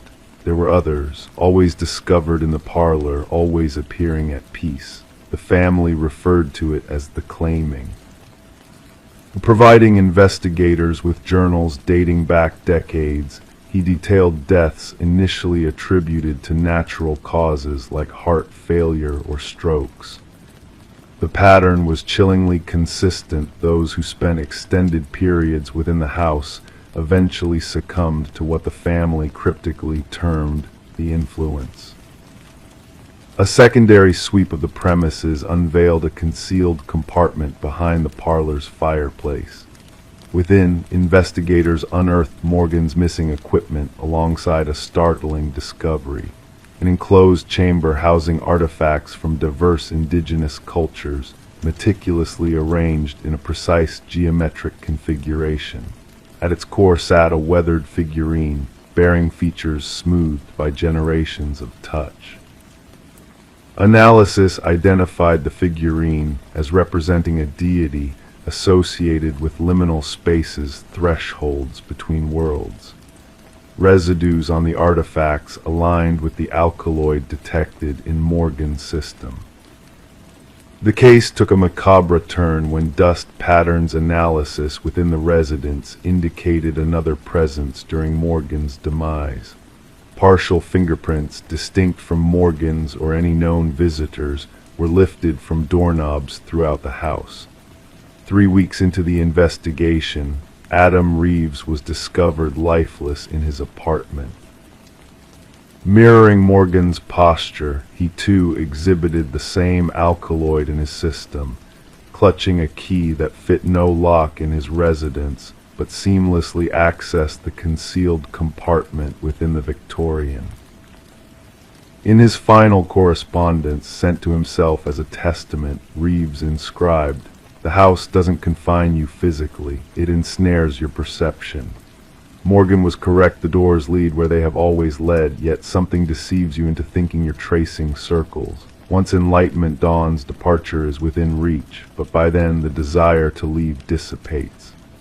The case, officially unresolved, remains classified as suspicious deaths under scrutiny. The Victorian now stands condemned, its access cordoned off by authorities. Yet whispers persist of spectral lights flickering within its confines on certain nights, and of visitors who enter but never emerge. Locals harbor tales of the house, claiming those who delve too deeply into its mysteries, while others contend that Morgan and Reeves unearthed a force ancient and potent, existing within the interstices of conventional reality. The veracity remains as elusive as an exit in a house where every door leads back to the commencement. Story 12. In the quiet town, an old house sat at the edge of the woods, forgotten by time and shrouded in mystery. Its windows were dark, and its porch creaked with age, bearing the weight of untold years. No one in the town acknowledged its existence, claiming no ownership, unable to recall its origins. It remained a silent sentinel, hidden from prying eyes. One day, a group of hikers ventured too close to the enigmatic house and stumbled upon a chilling sight: names engraved on the wooden siding, etched deep as if to serve as ominous warnings. Among the list of names, one stood out, fresh and untouched by the elements, a name unknown to any of the hikers. A name that sent shivers down their spines as one of them whispered in fear, "That's mine." Under the cover of night, a call came in to the local dispatch, reporting a mere trespassing incident. The voice on the line belonged to Mason Wright, the lead hiker who had discovered his own name carved into the abandoned house. Initially dismissed as a case of juvenile mischief, the responding officers soon found themselves drawn into a web of inexplicable events. Detective Sarah Keller arrived at the scene as darkness descended upon the forest, her flashlight piercing through the shadows to reveal the weathered facade of the house. The names of 27 individuals adorned the eastern wall, some faded with time while others seemed freshly carved. At the very bottom, Mason Wright stood out, the wood still bearing the scent of freshly cut timber. "I've never set foot here before," Mason declared, his breath visible in the cold night air. "I cannot fathom how my name came to be etched on this forsaken place. Thus began a haunting investigation that would unravel the town's darkest secrets. Background checks on each name listed sent a chill through the detective team, as every name corresponded to a person reported missing in the past 4 decades. Each individual had vanished while hiking alone in the woods, their cases hauntingly unresolved. Forensic analysts meticulously documented the carvings, noting the depth, technique, and aging of each name, revealing a sinister pattern of disappearances spanning years. As the investigation delved deeper, strange occurrences began to plague Mason Wright. Whispers in the night, mysterious footprints, and shadowy figures lurking in the darkness haunted him relentlessly. The house, once abandoned, yielded ghastly clues in its basement, personal belongings of the missing hikers meticulously arranged, bloodstains faintly visible, and a sense of foreboding that lingered in the air. The mysteries surrounding the house led Detective Keller to uncover the identity of its previous owner, a reclusive hunter named Victor Blackwood, who had vanished without a trace years ago. His connection to the disappearances became all too clear as hidden journals revealed his sinister intentions, treating humans as prey in a macabre game of cat and mouse. A manhunt ensued, but Blackwood remained elusive, leaving a trail of fear and uncertainty in his wake. Mason Wright, now a target himself, vanished without a trace, leaving behind a cryptic message on his bedroom wall. The hunt intensified, leading to a chilling discovery in the hidden workshop of the house, a new name carved and waiting to join the wall of the missing. The investigation reached a fever pitch as surveillance was tightened and the trap was set for the elusive predator. One fateful night, as the cameras captured a ghostly figure approaching the house, the being vanished into thin air, leaving behind a trail of unanswered questions and lingering dread. To this day, the house stands under constant watch, a reminder of the unspeakable horrors that unfolded within its walls. Mason Wright and the forensic technician remain missing, their fates intertwined with the dark legacy of Victor Blackwood. The names on the wall serve as a grim reminder of the town's darkest secret, a tale whispered in hushed tones and avoided by those who fear the unknown. And as the investigation continues, new disappearances echo through the forest, casting a shadow of dread over the land, where the names of the lost remain etched in silence. Story 13, the aged apartment exuded a sense of history with its groaning heating system and rattling pipes, sounds that had long been dismissed as common occurrences by its residents. But one fateful day, everything changed for her. A faint yet unmistakable voice drifted through the vents, different from the usual background noise. It was a whisper, calling out her name in a haunting manner. Intrigued and slightly unnerved, she leaned in closer, her heart racing in her chest. A sudden rush of cold air brushed past her cheek, followed by a soft, almost playful declaration, "I know you can hear me." Detective Morgan Shaw found herself in the heart of the empty apartment, her attention drawn to the rusted vent cover that had been forcibly removed from the wall. The forensic team meticulously combed through the scene, capturing every detail with their cameras. The missing woman, Alina Reeves, had been absent for a week before the stench caught the building manager's attention. What they uncovered within the ventilation system defied all logical explanations. Officer Patel recounted. She claimed to hear voices through the vents, but the management dismissed her complaints, attributing them to the building's aged infrastructure. Shaw knelt by the vent, observing the deep scratches around its edges. "These marks weren't made by tools," she whispered to herself, noting the frantic nature of the gouges like someone desperately trying to escape from within. Alina was a beloved figure, a kindergarten teacher known for her nurturing presence and thriving houseplant collection. Her disappearance had sent ripples of concern through her community. Her students crafted cards in her absence, while her sister had been the one to raise the alarm. She was convinced someone was watching her, speaking to her through the vents her sister had revealed during an emotional interview.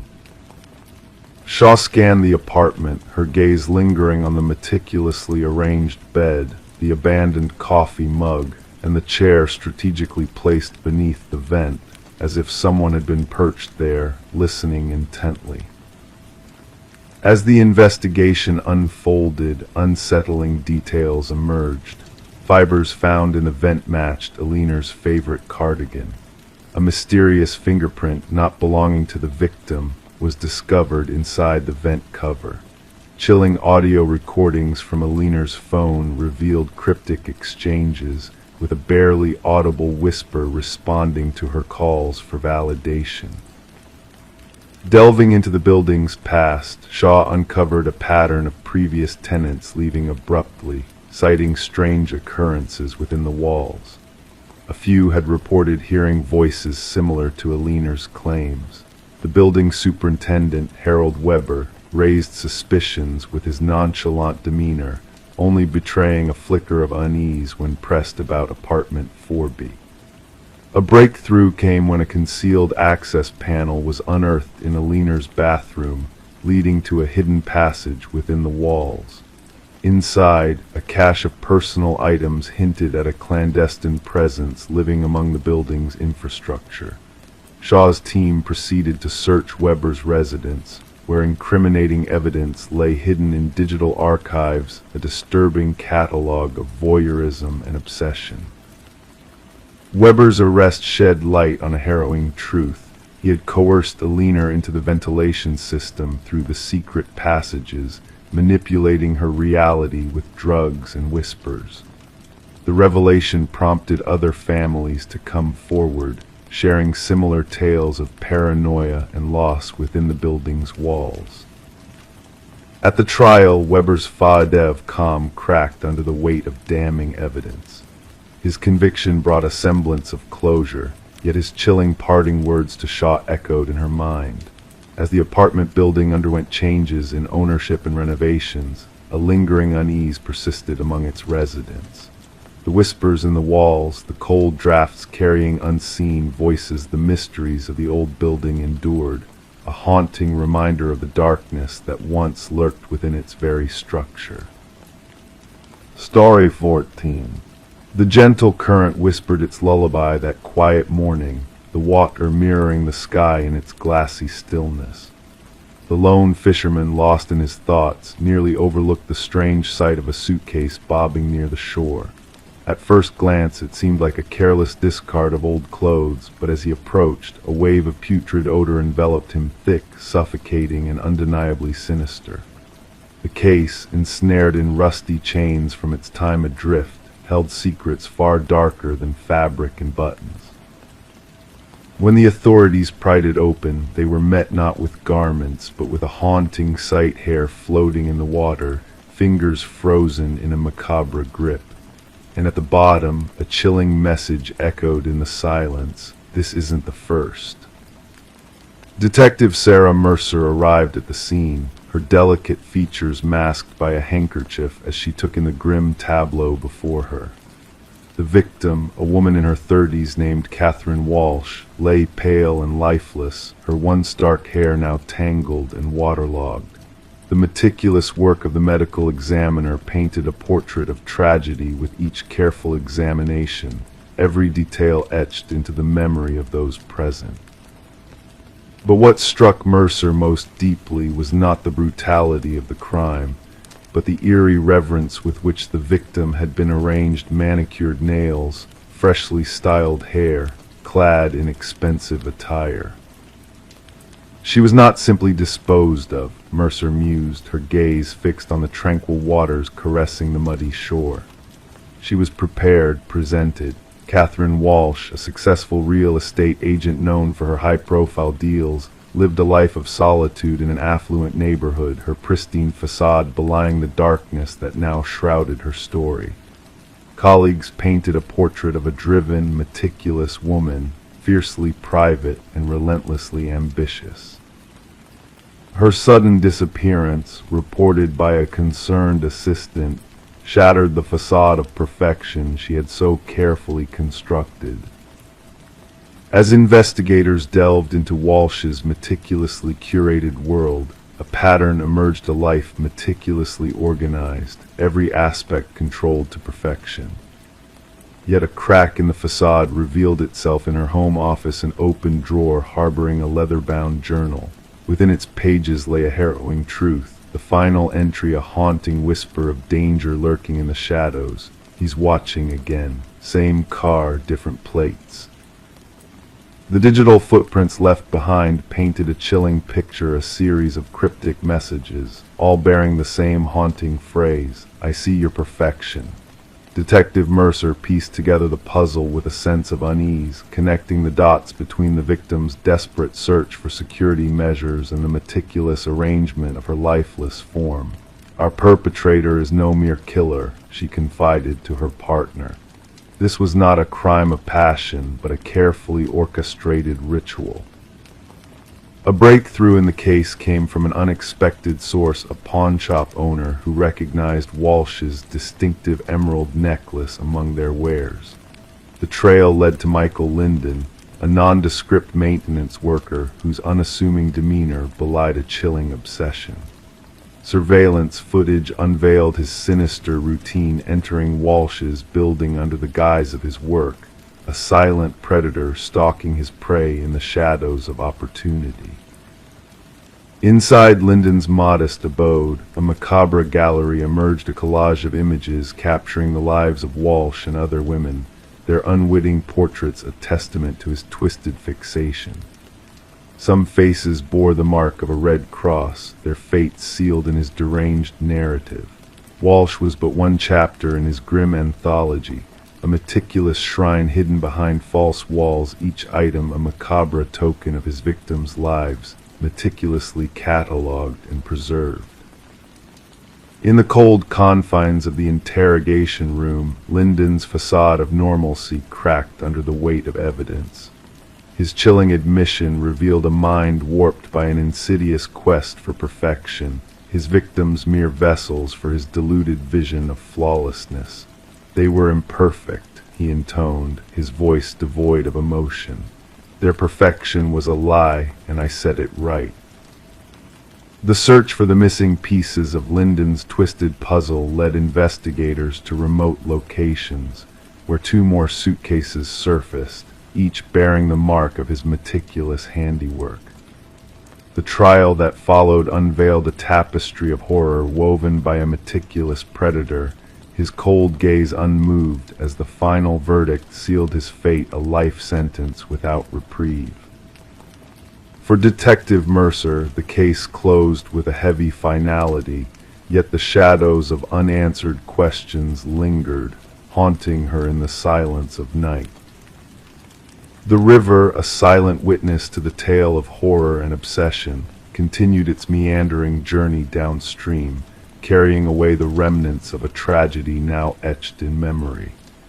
But in the precinct on Mercer's desk lay the chilling reminders of a darkness that lurked beneath the veneer of normalcy.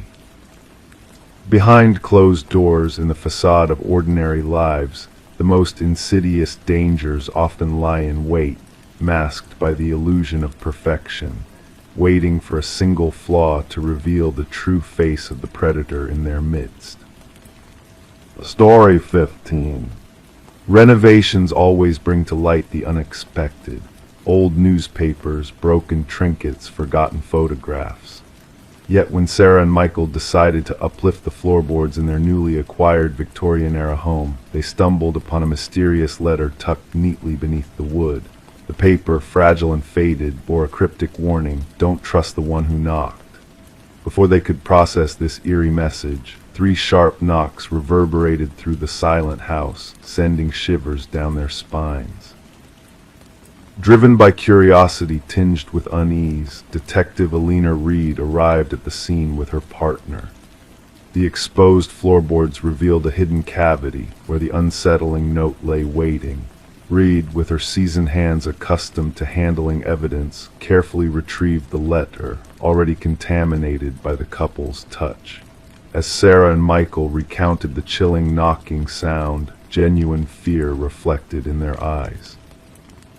Background checks on the couple yielded no red flags, newlyweds with pristine records and stable lives. However, the house itself harbored a complex history.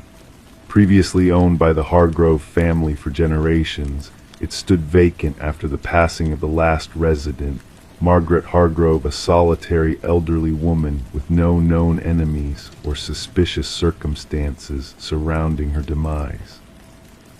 Forensic analysis dated the note back 2 decades. The frantic handwriting hinted at fear or urgency, possibly from Margaret herself, who would have been in her 60s at the time. Her late husband, Franklin, a respected retired teacher known for his woodworking skills, had left a legacy of handcrafted furniture in the house. An ex-student recalled Franklin's descent into paranoia towards the end of his life, attributing it to possible early dementia. A breakthrough emerged during Reed's investigation when she spoke to Margaret's sister, now residing in a nursing home. In a hushed tone, the sister revealed Margaret's fear of a mysterious figure known as the Collector, a man associated with Franklin's gambling debts, who would ominously knock on their door 3 times, demanding payment.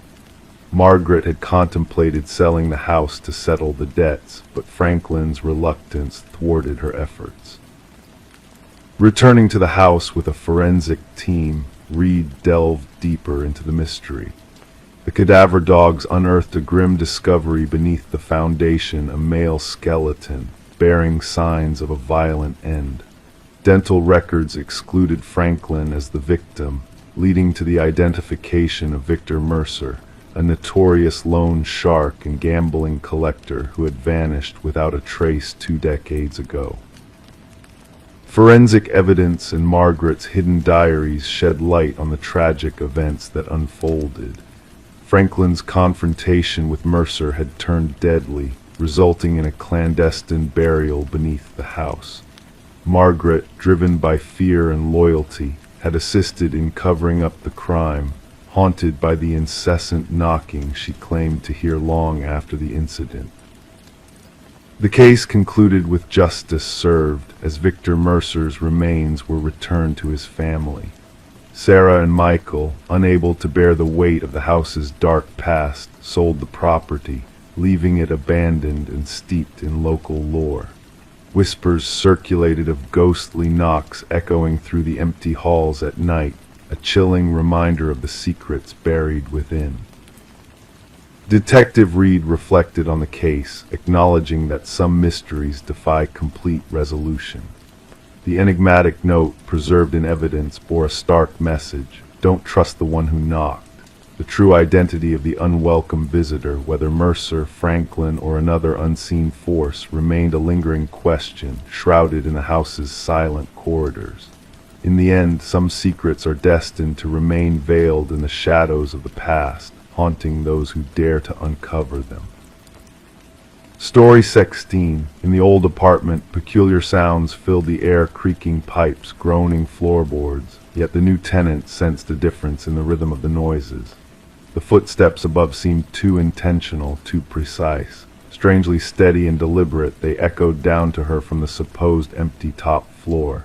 One fateful night, she summoned her courage and tapped the ceiling with a broomstick. The sound abruptly ceased, plunging the space into an eerie stillness. Then in that quiet darkness, a solitary knock echoed back from within the very ceiling itself. Sarah Coleman kept the knocking incident to herself, attributing it to the settling of the building, or perhaps a small creature finding refuge in the attic. Despite the relentless nightly footsteps overhead, she adjusted her routines, cranking up the television volume, donning headphones to bed anything to muffle the methodical footfalls tracing invisible paths across her ceiling in the dead of night. Detective Morris stumbled upon the apartment's unsettling mystery when a maintenance worker stumbled upon a concealed crawlspace during routine repairs. Removing a section of drywall to fix a leak outside Sarah's unit, the worker unearthed a hidden passage not accounted for in the building's plans. Peering inside with a flashlight, he revealed a makeshift living area, discarded food wrappers, empty water bottles, a tattered blanket, and a worn notebook. Alarmed, the building superintendent alerted the authorities. Detective Morris and his partner, Detective Rivera, arrived to find the worker visibly shaken, muttering about an unseen watcher dwelling within the walls. The notebook chronicled intricate observations of Sarah Coleman, her daily routines, visitors, meals, TV preferences, even her bathing and sleeping patterns. The entries, initially neat, descended into chaos, littered with cryptic symbols. The final page revealed a chilling declaration. The subject no longer responds to my signals. She has chosen to ignore me. No one ignores me. Forensic teams combed the clandestine crawlspace, uncovering fingerprints unmatched in any database. They unveiled a labyrinth of hidden passages intertwined within the building's structure, some dating back decades.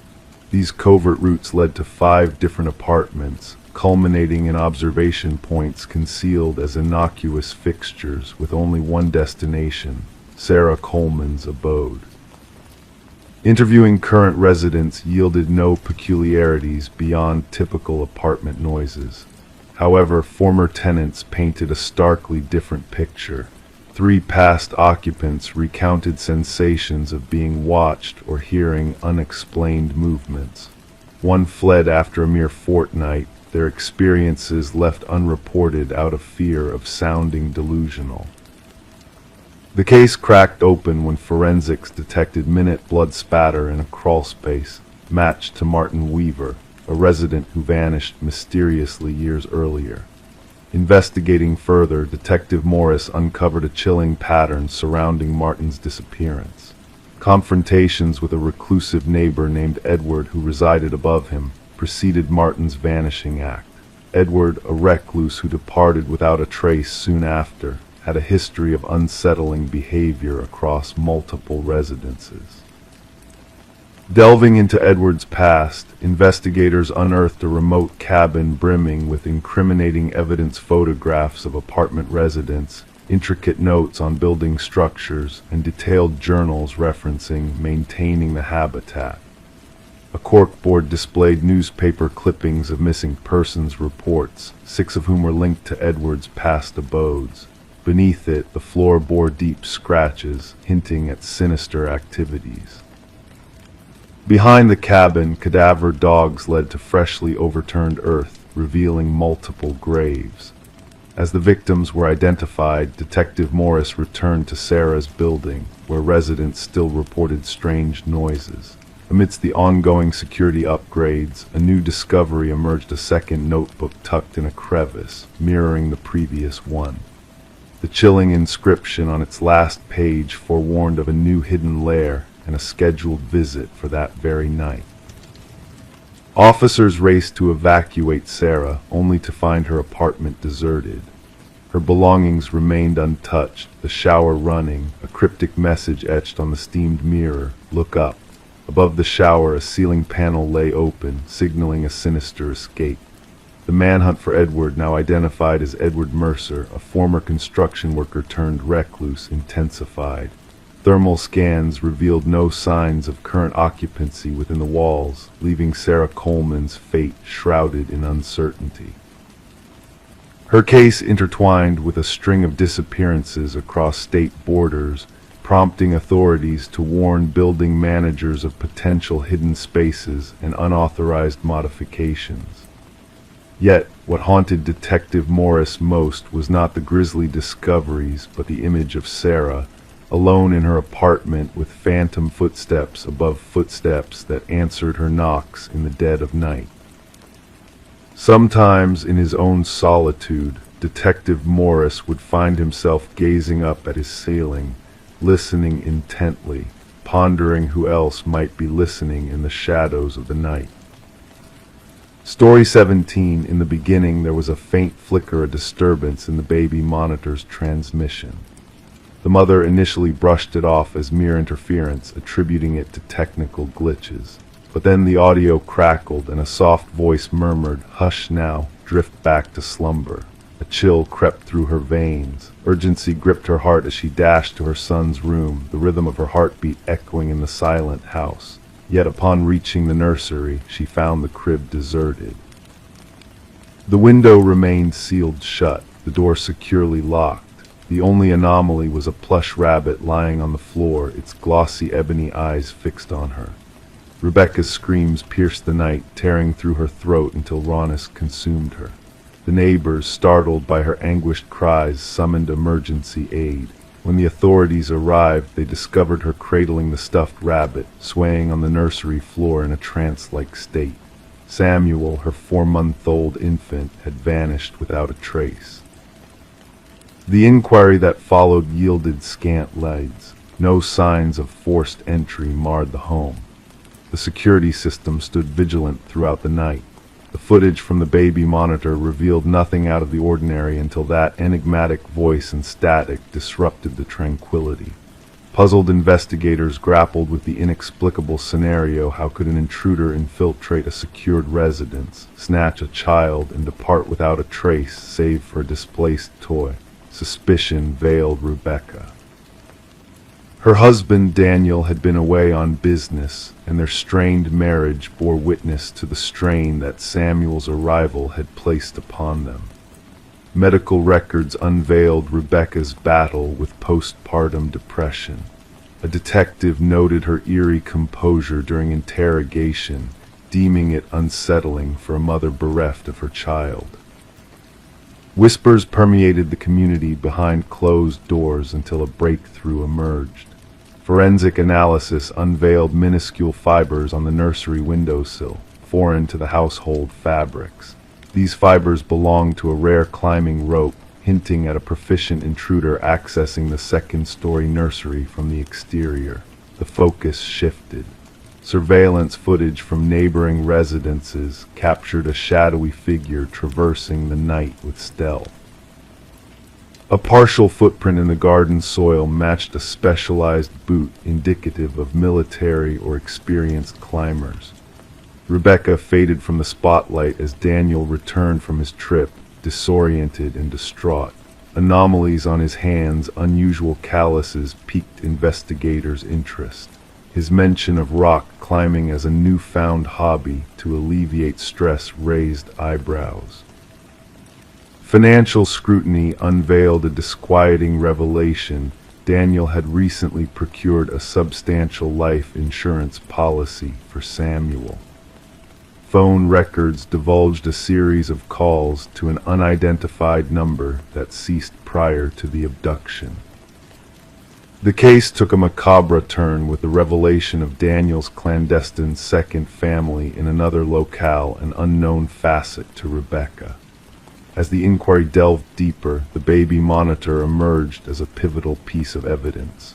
Digital scrutiny exposed hacking of the device, manipulating the signal. The whisper that beckoned slumber did not emanate from the nursery. Rather, it was remotely transmitted to the receiver by Rebecca's bedside. Tracing the digital breach led investigators to a domestic basement where a startling revelation awaited them. Samuel was found alive under the care of a woman named Elaine. She surrendered passively, her vacant gaze betraying her detachment as she was apprehended. The ties unraveled through aged photographs and DNA tests. Elaine, Daniel's ex-wife who had endured a miscarriage years earlier, harbored a lingering obsession with him. Their marriage had crumbled post-tragedy, but Elaine's grief remained unhealed.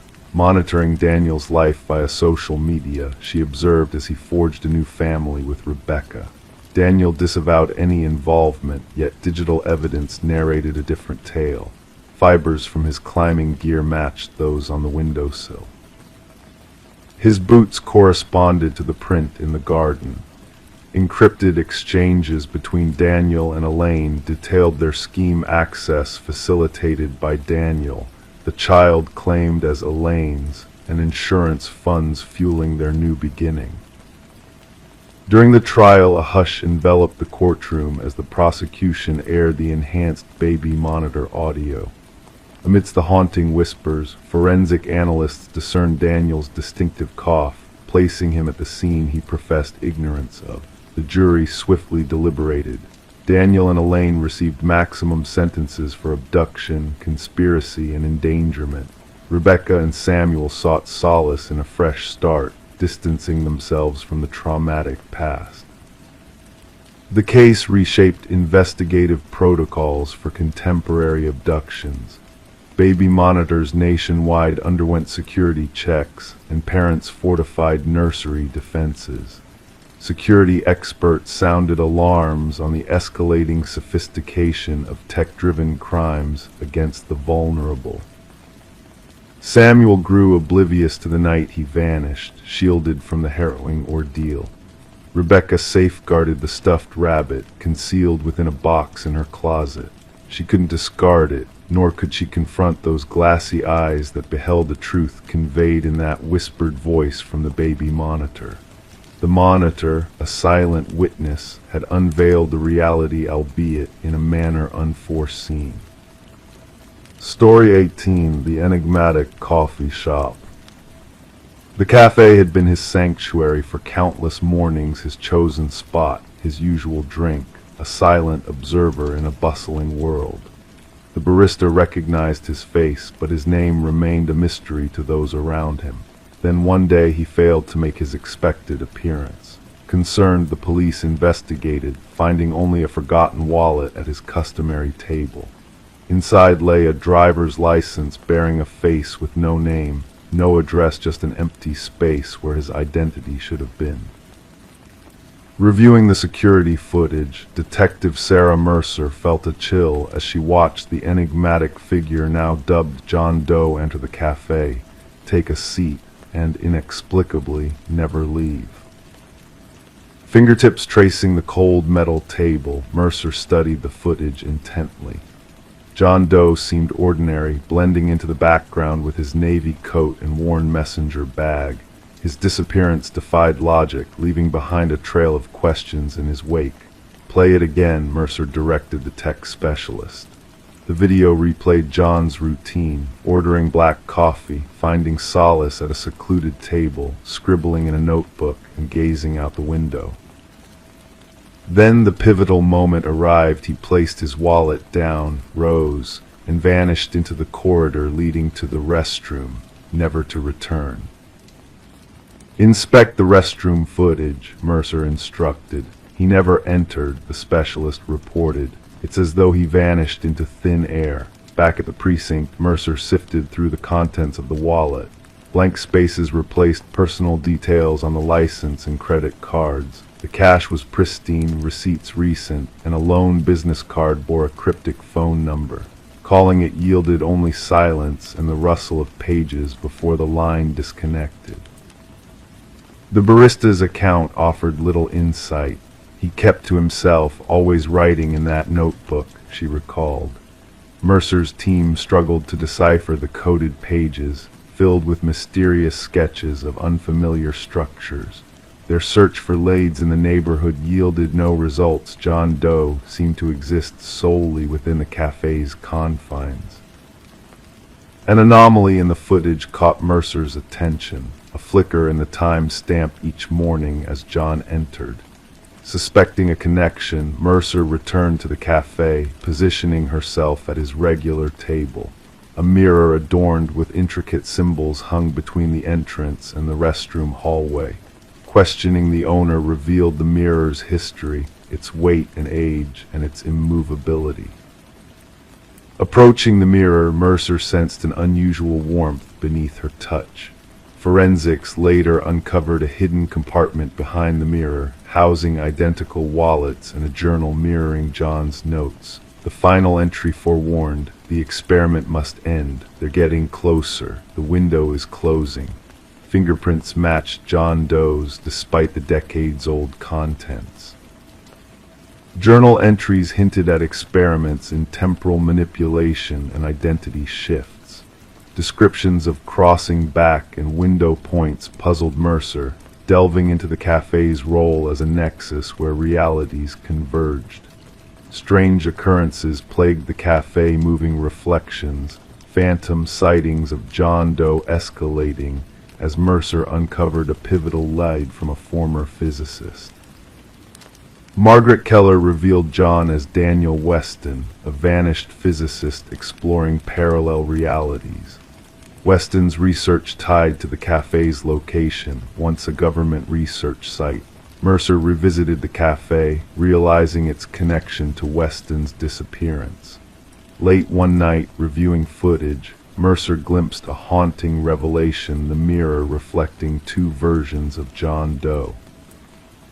Racing to the cafe, Mercer found the shattered mirror, a note amidst the debris. "The experiment is complete. The window is closed. Do not attempt to follow." The case remained unsolved, the cafe shuttered, Weston's fate unknown. Mercer, haunted by the mystery, resigned, her gaze fixed on an antique mirror fragment, its surface rippling in unseen currents. Story 19. The wooden plank shifted beneath her weight, revealing a hidden secret waiting to be uncovered. Sarah Coleman knelt down, her fingers tracing the edges of the loose board, sensing the mystery that lay beneath. As she carefully lifted the boards, a dark, narrow space emerged, shrouded in dust and cobwebs. But there was more than just dust in that hidden chamber. A mattress, a chair, and a tattered notebook filled with her name, written over and over again, awaited her discovery. Detective Morgan Reed stood by Sarah's side, her calm voice cutting through the tension in the air. The flashlight pierced the darkness, revealing a disturbing truth hidden beneath Sarah's new home. Photographs lined the walls, snapshots of Sarah's every move, a twisted shrine of obsession meticulously crafted by someone unknown. The cottage had belonged to Walter Green, an elderly man who had passed away, leaving behind a legacy of secrets. The real estate listing had painted a picture of charm and potential, concealing the sinister reality lurking beneath the surface. Sarah had unknowingly stepped into a web of surveillance that had woven itself around her for years. As crime scene investigators swarmed the hidden room, collecting evidence and unraveling the twisted threads of Walter's obsession, a chilling revelation came to light. Walter had been watching Sarah long before she had even set foot in the cottage, his fixation growing with each passing day. The investigation took a sharp turn when Detective Reed uncovered a key in Walter's locker, leading them to a storage unit filled with replicas of Sarah's former life. From her furniture to her personal belongings, Walter had recreated her world in eerie detail, a disturbing reflection of his distorted reality. Walter's past revealed a history of obsession and delusion, a pattern that had resurfaced with Sarah as his new focus. The pieces of the puzzle fell into place, painting a portrait of a man consumed by a dangerous fantasy that had nearly become a terrifying reality. Sarah made the difficult decision to leave the house behind, haunted by the thought of what could have been if she hadn't stumbled upon the hidden chamber. The whispers of the past lingered in the air, a reminder of the darkness that had once lurked beneath her feet. The case was closed, but the echoes of Walter's obsession lingered, a cautionary tale of the dangers that can lie hidden in plain sight. Sarah moved on, reshaping her life in the wake of the chilling ordeal, while Detective Reed silently watched over her, a guardian against the shadows of the past. The cottage found new owners, unaware of the dark history that lay dormant within its walls. The hidden room was sealed off, the secrets buried once more beneath the surface. Life moved forward, but for those who knew the truth, The memory of the hidden chamber beneath the floor served as a haunting reminder of the thin line between safety and danger, between the known and the unknown. Story 20. The inn was a bargain, outdated, a place for fleeting stops. The receptionist handed her the key with a peculiar glance. "Just avoid the final door on the left," he murmured. Intrigue tugged at her. That night, wandering through the shadowy corridor, she halted before it. The knob chilled her hand. The door appeared ordinary until she pressed her ear against it. Something exhaled from the other side. Detective Morgan Reed yawned, clearing her vision as she slipped under the yellow tape sealing the doorway. The stench struck first sharp and tangy, a scent she knew too well. Blood had seeped into the threadbare carpet, staining it nearly black. The room was a paradox: immaculate bathroom, undisturbed bed, and the horror in between. A young woman lay on the floor, her golden locks splayed like a halo. Her vacant eyes stared at the ceiling, frozen in a moment of shock or fear. Reed knelt beside the victim, cautious not to disrupt the evidence markers dotting the scene. "Third one this year," stated the forensic expert, his voice detached. "Same MO as the others." Reed nodded in silence. The victim wore upscale attire, out of place in this forsaken motel. An open designer bag sat on the nightstand, contents untouched. This was not a robbery. Something else drove this killer. The hotel manager lingered anxiously at the threshold, his complexion pale. "She checked in alone, paid cash. I never imagined," his voice faltered. "The maid discovered her during cleaning." Reed surveyed the room again. No signs of forced entry, no defensive wounds on the victim. She had let her assailant in or already knew them. Back at the precinct, Reed pinned photos on the board. 3 women resembling one another, found in rundown motels. The media started probing. Rumors of a serial offender circulated. "Autopsy results are in," informed Detective Hayes, dropping a file on Reed's desk. "Death by strangulation manual. No DNA under the victim's nails. No signs of sexual assault." Reed furrowed her brow. "This is personal, not just predatory." Days mingled as the investigation escalated. Hotel cameras showed nothing unusual. The victim, identified as Elaine Werner, was a meticulous financial analyst with no known enemies. Her friends described her as cautious, precise, not the type to willingly stay in such a place. A breakthrough came during Reed's interview with Werner's sister. She mentioned a man from work, the sister disclosed, hands trembling. "Someone complicated. I think he was married." Reed lined in. "Did she mention a name?" "Just C, that's all she said." The focus shifted to Werner's workplace.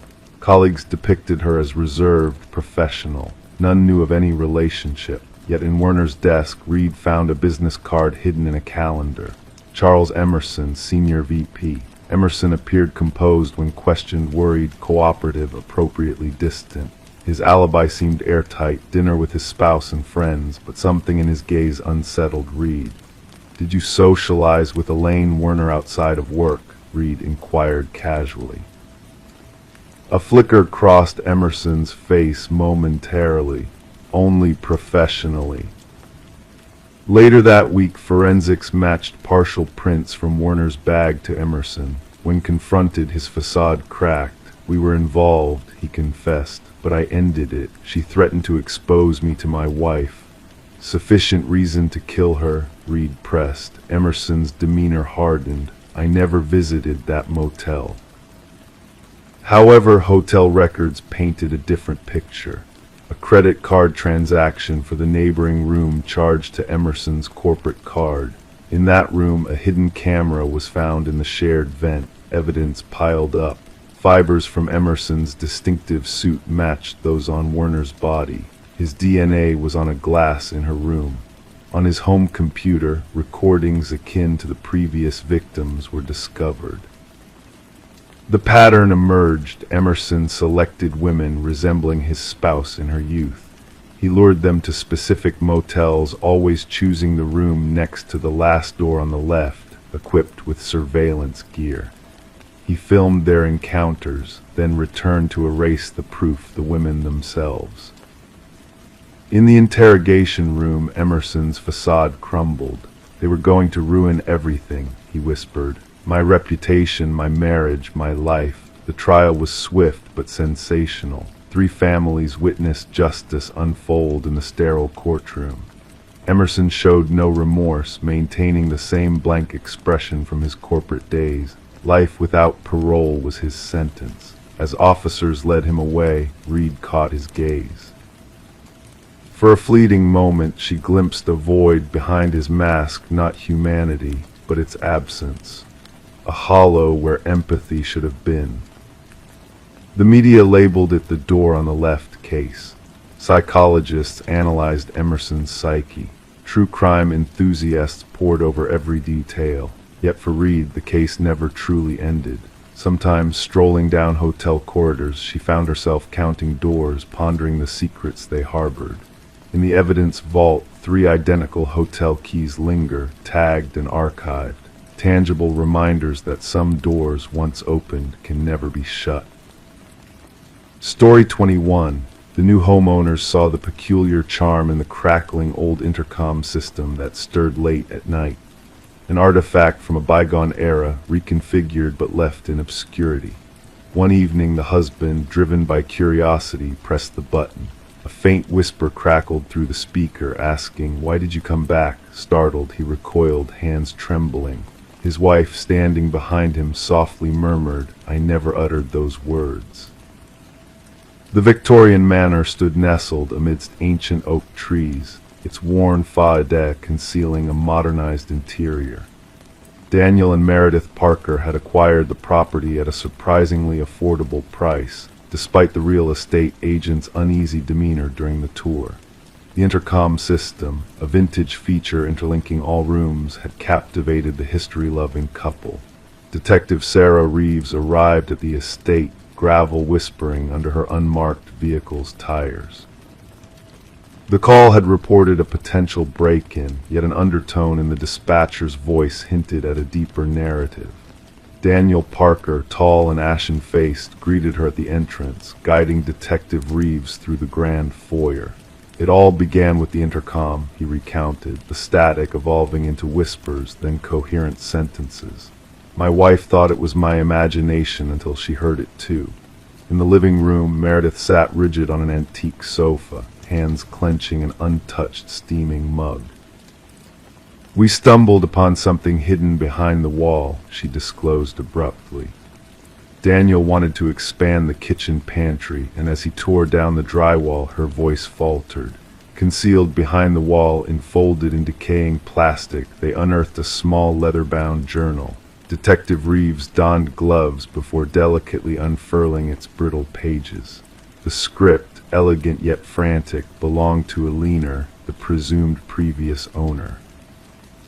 The entries chronicled her mounting apprehension that her husband, Vincent, harbored intentions of harm. The last entry was penned 30 years ago, Daniel elucidated. Thereafter, silence. The former owners claimed they purchased it from an elderly man who relocated to a retirement community. Investigative efforts unveiled that Vincent and Alina Blackwood had indeed resided in the house. Records indicated Vincent had sold the property shortly post Alina's alleged departure. No divorce proceedings, no change of address, no financial activities in Alina's name subsequent to the final journal entry. Detective Reeves orchestrated a thorough examination of the property. Ground-penetrating radar disclosed anomalies beneath the garden shed's concrete foundation. As investigators breached the decades-old concrete, the truth emerged in the form of human remains. Forensic assessments confirmed the skeleton to be a woman in her 40s, exhibiting signs of cranial blunt force trauma. A gold wedding band discovered amidst the remains bore an inscription, "To Alina, my eternal love." The case against Vincent Blackwood swiftly progressed. Now aged and residing in a care facility, his cognition remained acute enough to comprehend the accusations leveled against him. When confronted with the evidence, his response sent shivers down even the seasoned detective's spine. "She wouldn't cease her prattle," Vincent uttered, an eerie calm enveloping his voice. "Always chattering through that cursed intercom, monitoring me, interrogating me. I disconnected it, yet she reconnected it herself. She claimed she desired an eternal means to reach me, regardless of my location in the house." His vacant eyes met theirs. "I merely sought solace." During his admission, Vincent unraveled the elaborate tale of Alina abandoning him, fabricating postcards to neighbors from diverse locales, scripted in forged penmanship. He had resided in the house for years following, treading daily above the concrete where his wife lay interred. The trial concluded swiftly, Vincent pleading guilty to murder.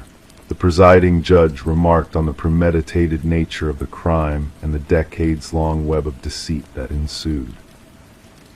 Daniel and Meredith eventually divested themselves of the property, unable to endure its dark past.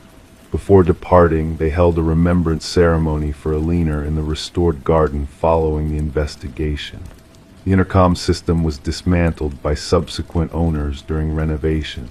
Workers recounted hearing static and whispers during the removal process, attributing it to power tool interference. Detective Reeves revisited the Blackwood case file once more before its archival. As she sealed the manila folder, she pondered how the house itself seemed to transcend time to unveil its enigma. The legal system had at last caught up with Vincent Blackwood, all due to Alina's ingenious method of making her voice heard. Locally, the case earned the moniker, "the house that answered back," among law enforcement circles. Occasionally, Detective Reeves would pass by the property on her way home. She never halted, but she would decelerate, the window slightly ajar, listening for whispers borne on the breeze. Story 22. She had an urge to transform the nursery before the little one's arrival. The walls wore a faded blue hue, holding whispers of the past within their ancient layers.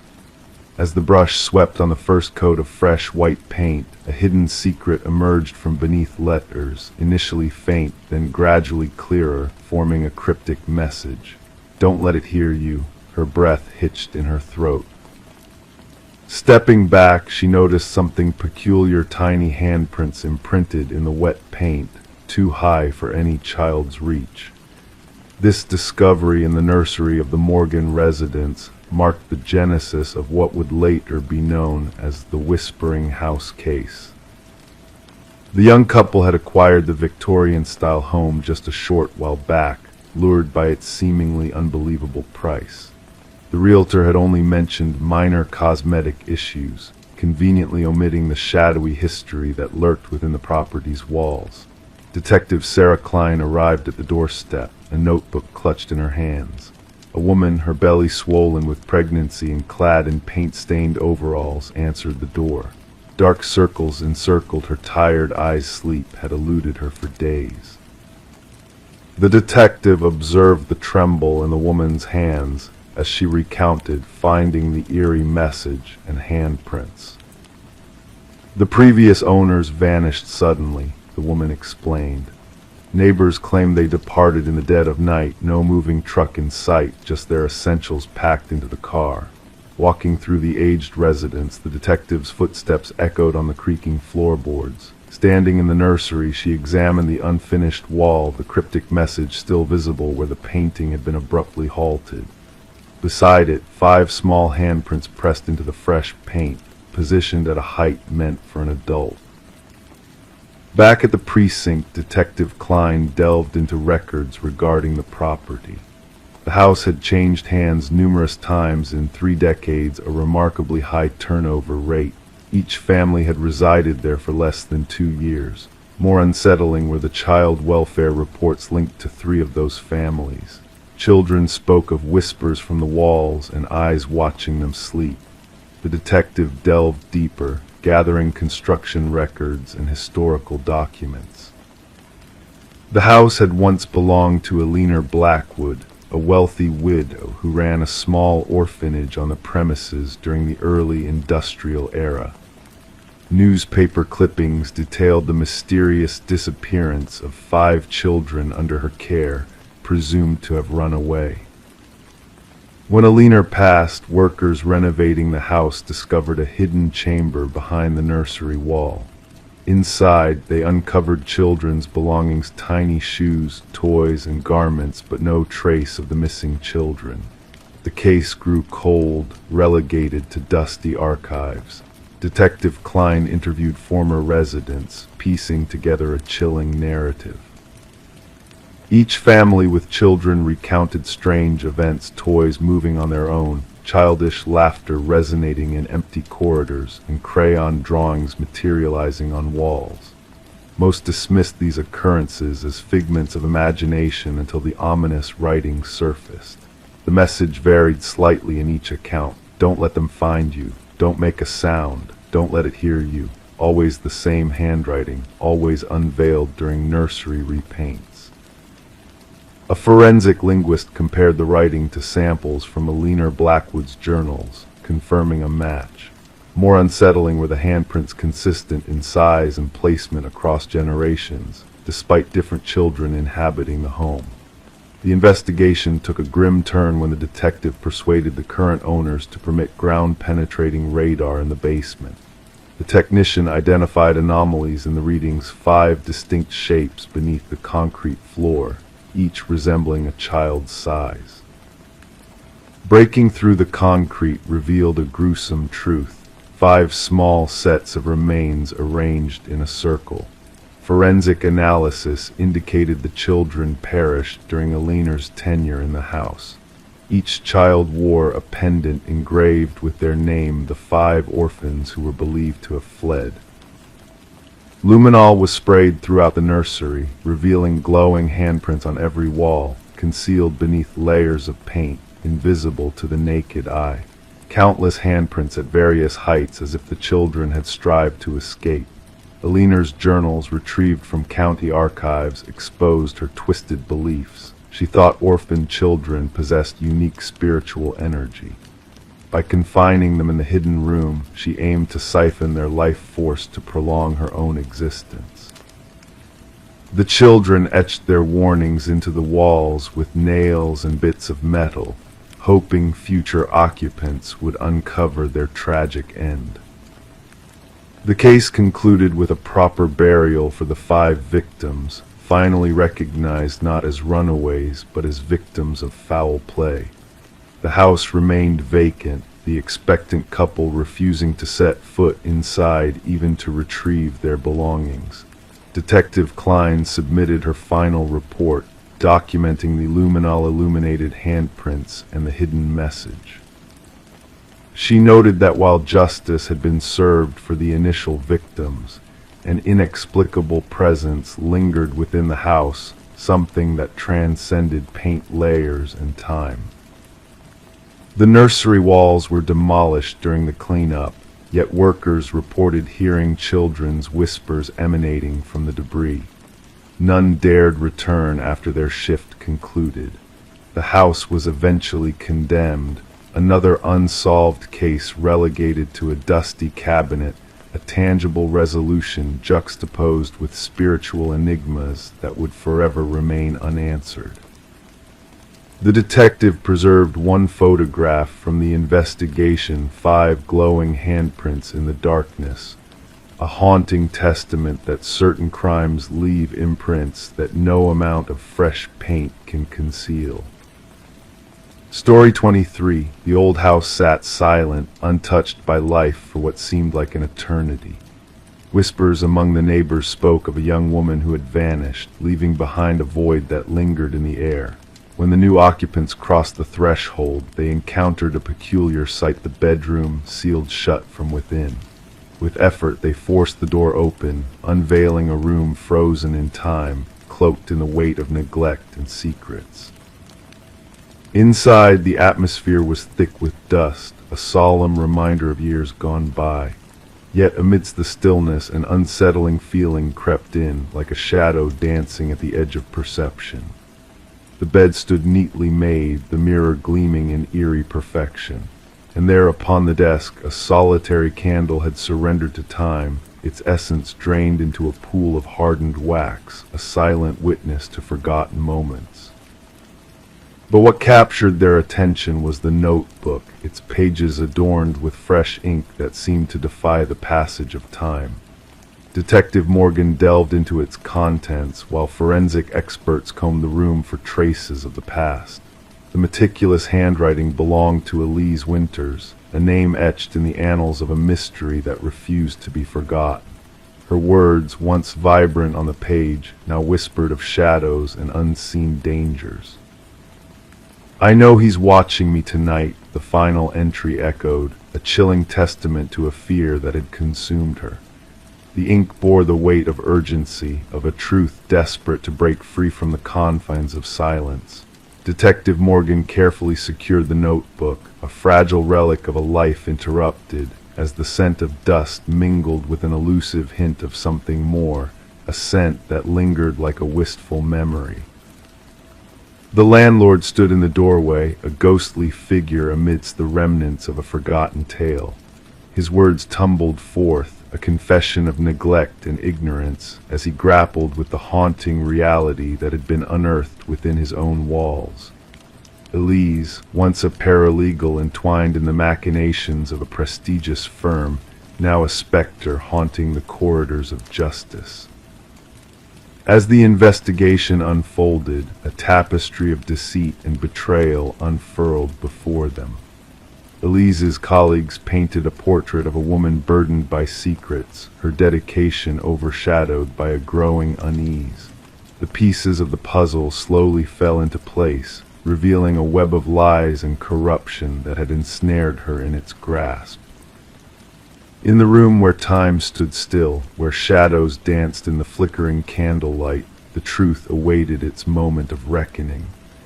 Hidden beneath the façade of normalcy, a key and a flash drive emerged, unlocking a trove of damning evidence that laid bare the sins of the powerful. The digital echoes of clandestine conversations reverberated through the room, exposing the dark underbelly of corporate greed and moral bankruptcy.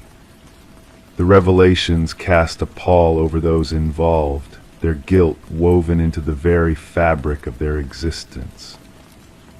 And in the heart of the mystery, a figure emerged from the shadows, a man of wealth and influence now stripped bare by the light of truth.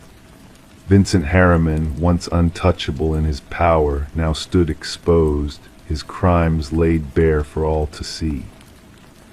As the courtroom drama unfolded, the echoes of Elise's voice resonated through the halls of justice, a haunting reminder of a life extinguished too soon.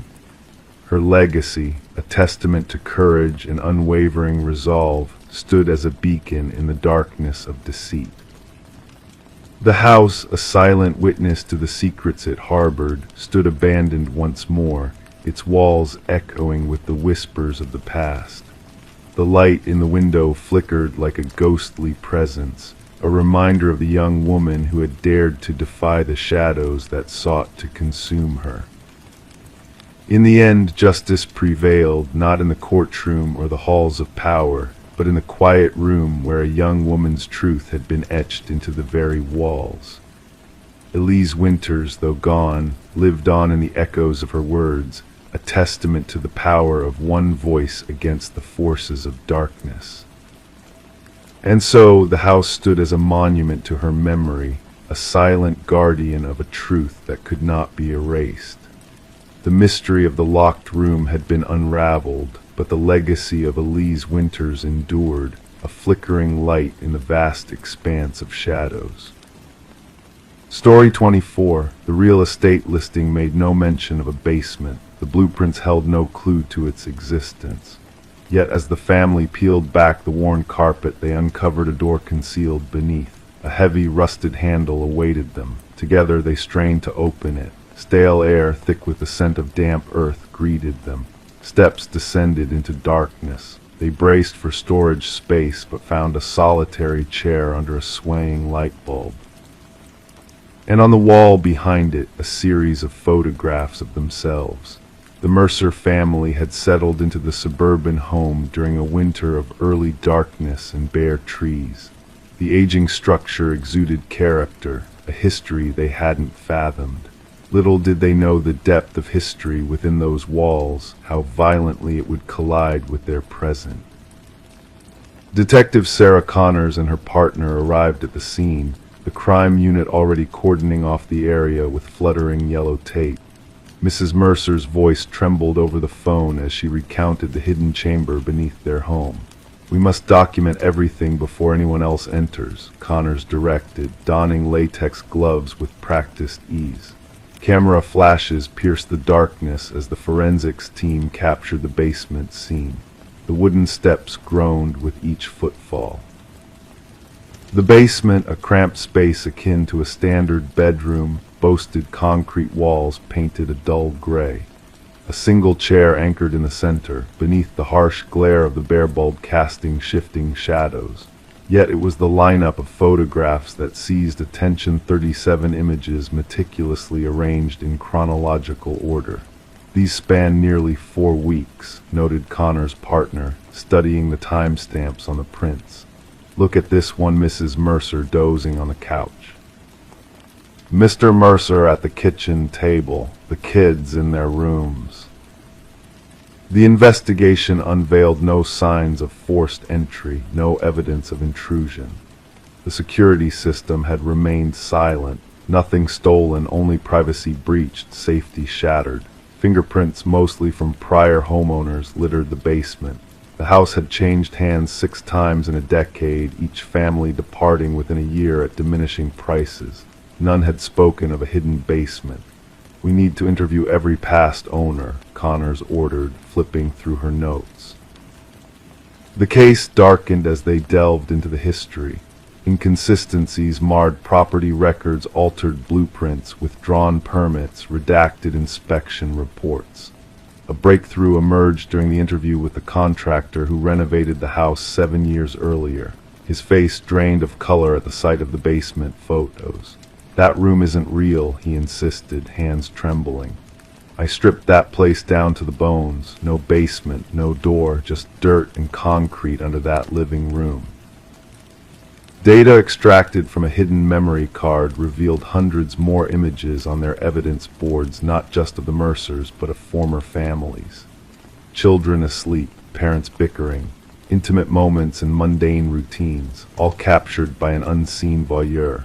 The discovery of audio files in a weatherproof box buried in the basement corner deepened the mystery.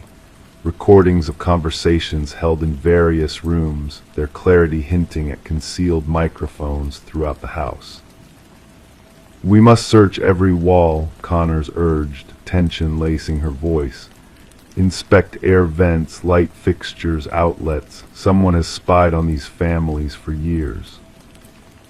Beyond the photo wall, investigators unearthed a narrow passageway leading to a monitoring station. A desk, a chair, a laptop linked to wireless cameras, and a journal brimming with meticulous observations on each household that resided there, their routines, their weaknesses, their disputes.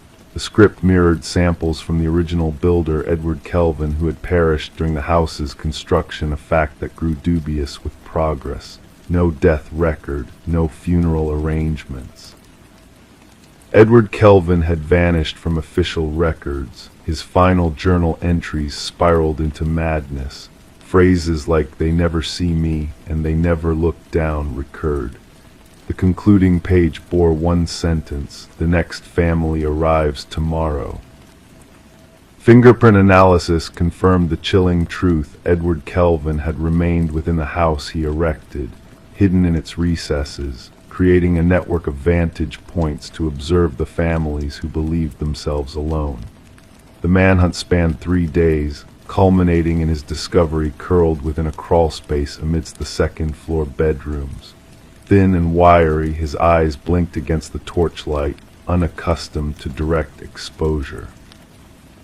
During interrogation, Kelvin spoke of the families as characters in his private drama.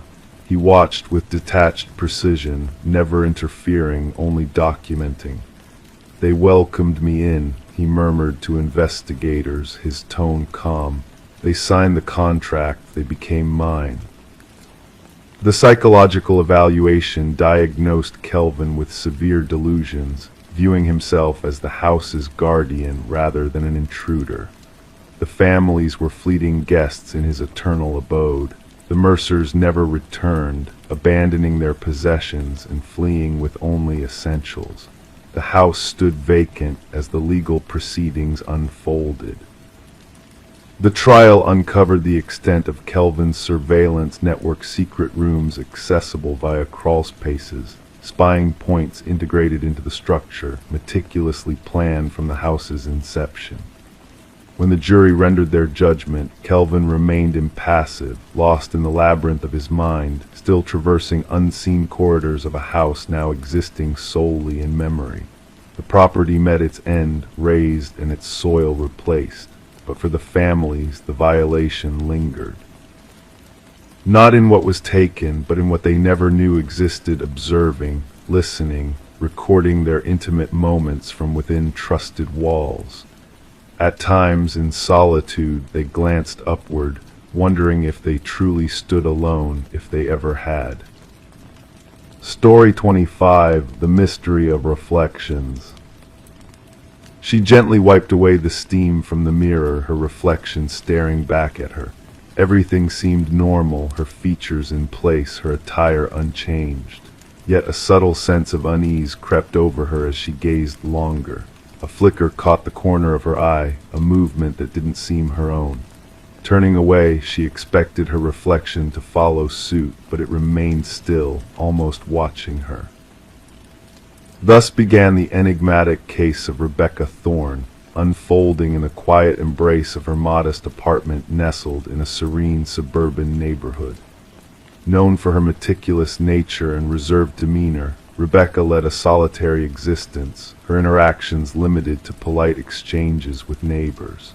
A data analyst by profession, her life revolved around routine and precision, giving no hint that she would become the enigma at the heart of a perplexing criminal puzzle.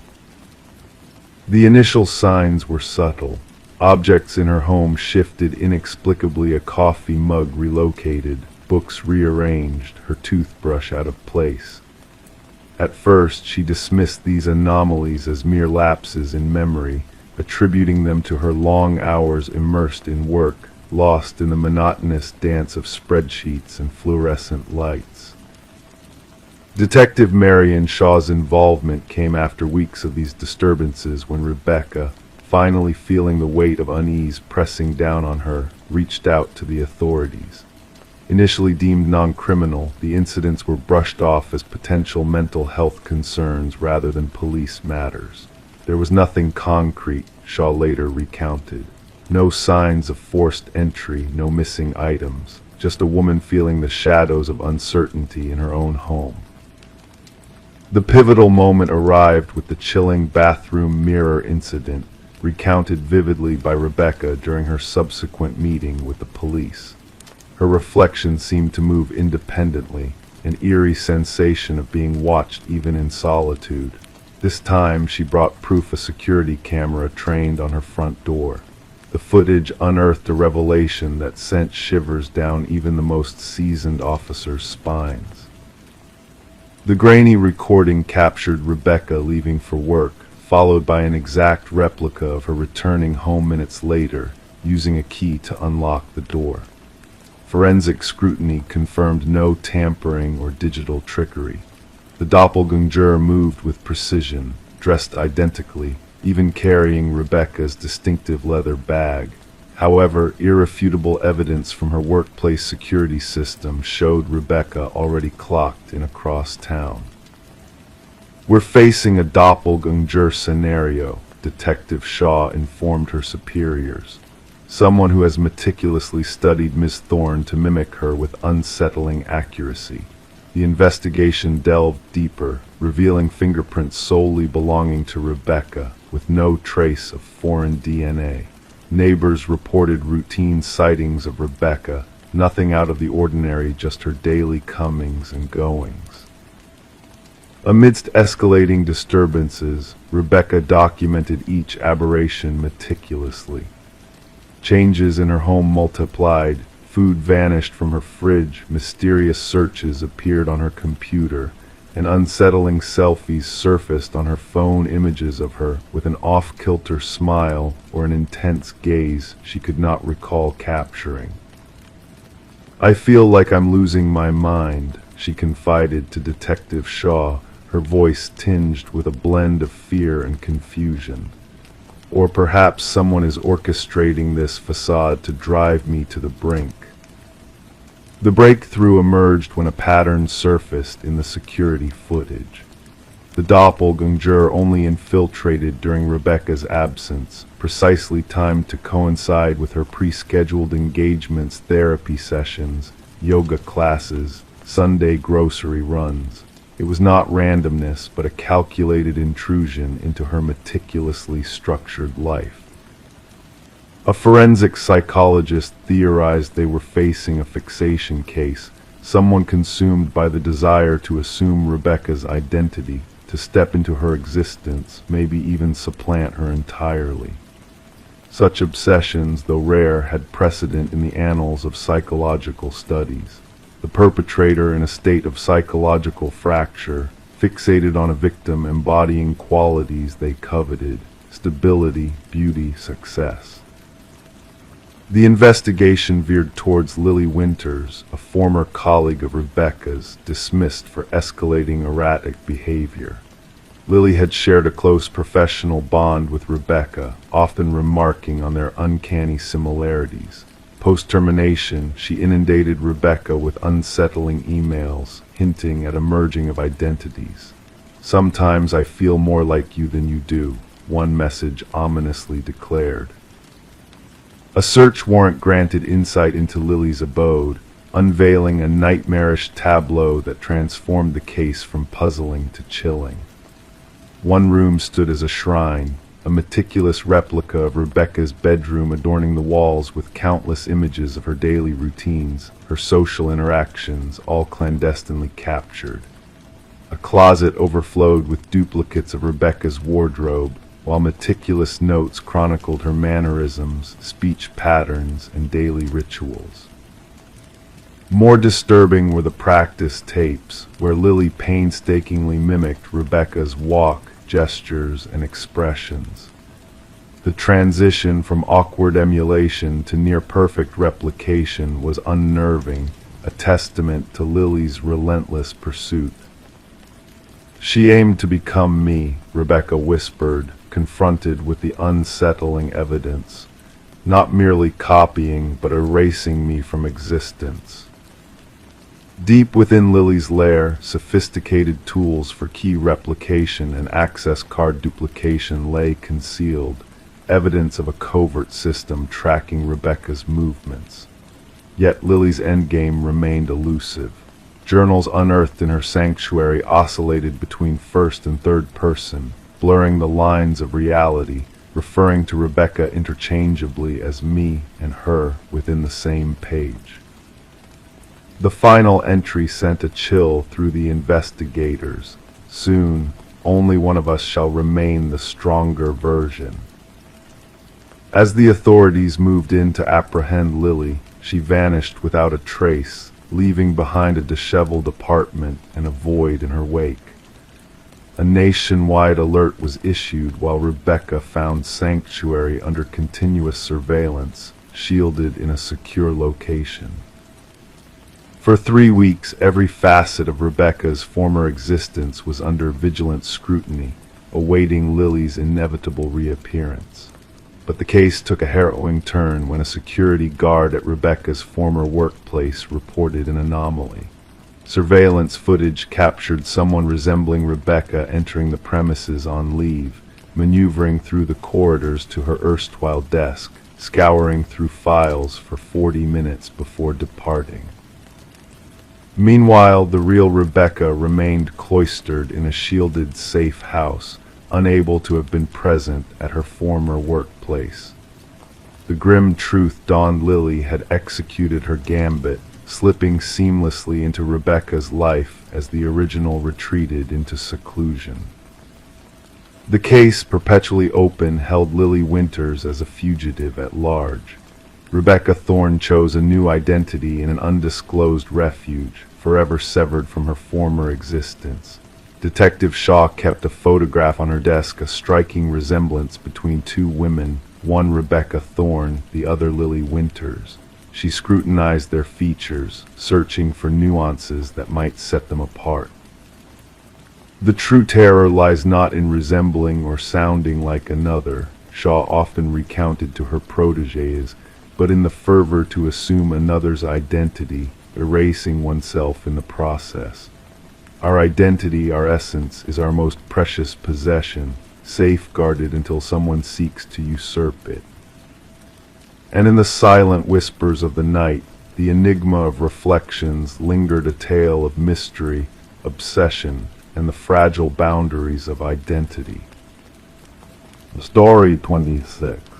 The parcel that arrived bore no sign of its origins, no clues to trace it back. Just a plain cardboard box kissed by the morning dew. It wasn't intended for her, the address matched hers, but the name was a stranger's. She should have cast it aside, should have left it untouched on the doorstep, yet curiosity whispered its seductive call. She succumbed. With cautious hands, she unsealed the box, expecting mundane contents like books or clothing. But what lay within was far from ordinary, a VHS tape and a lone sticky note.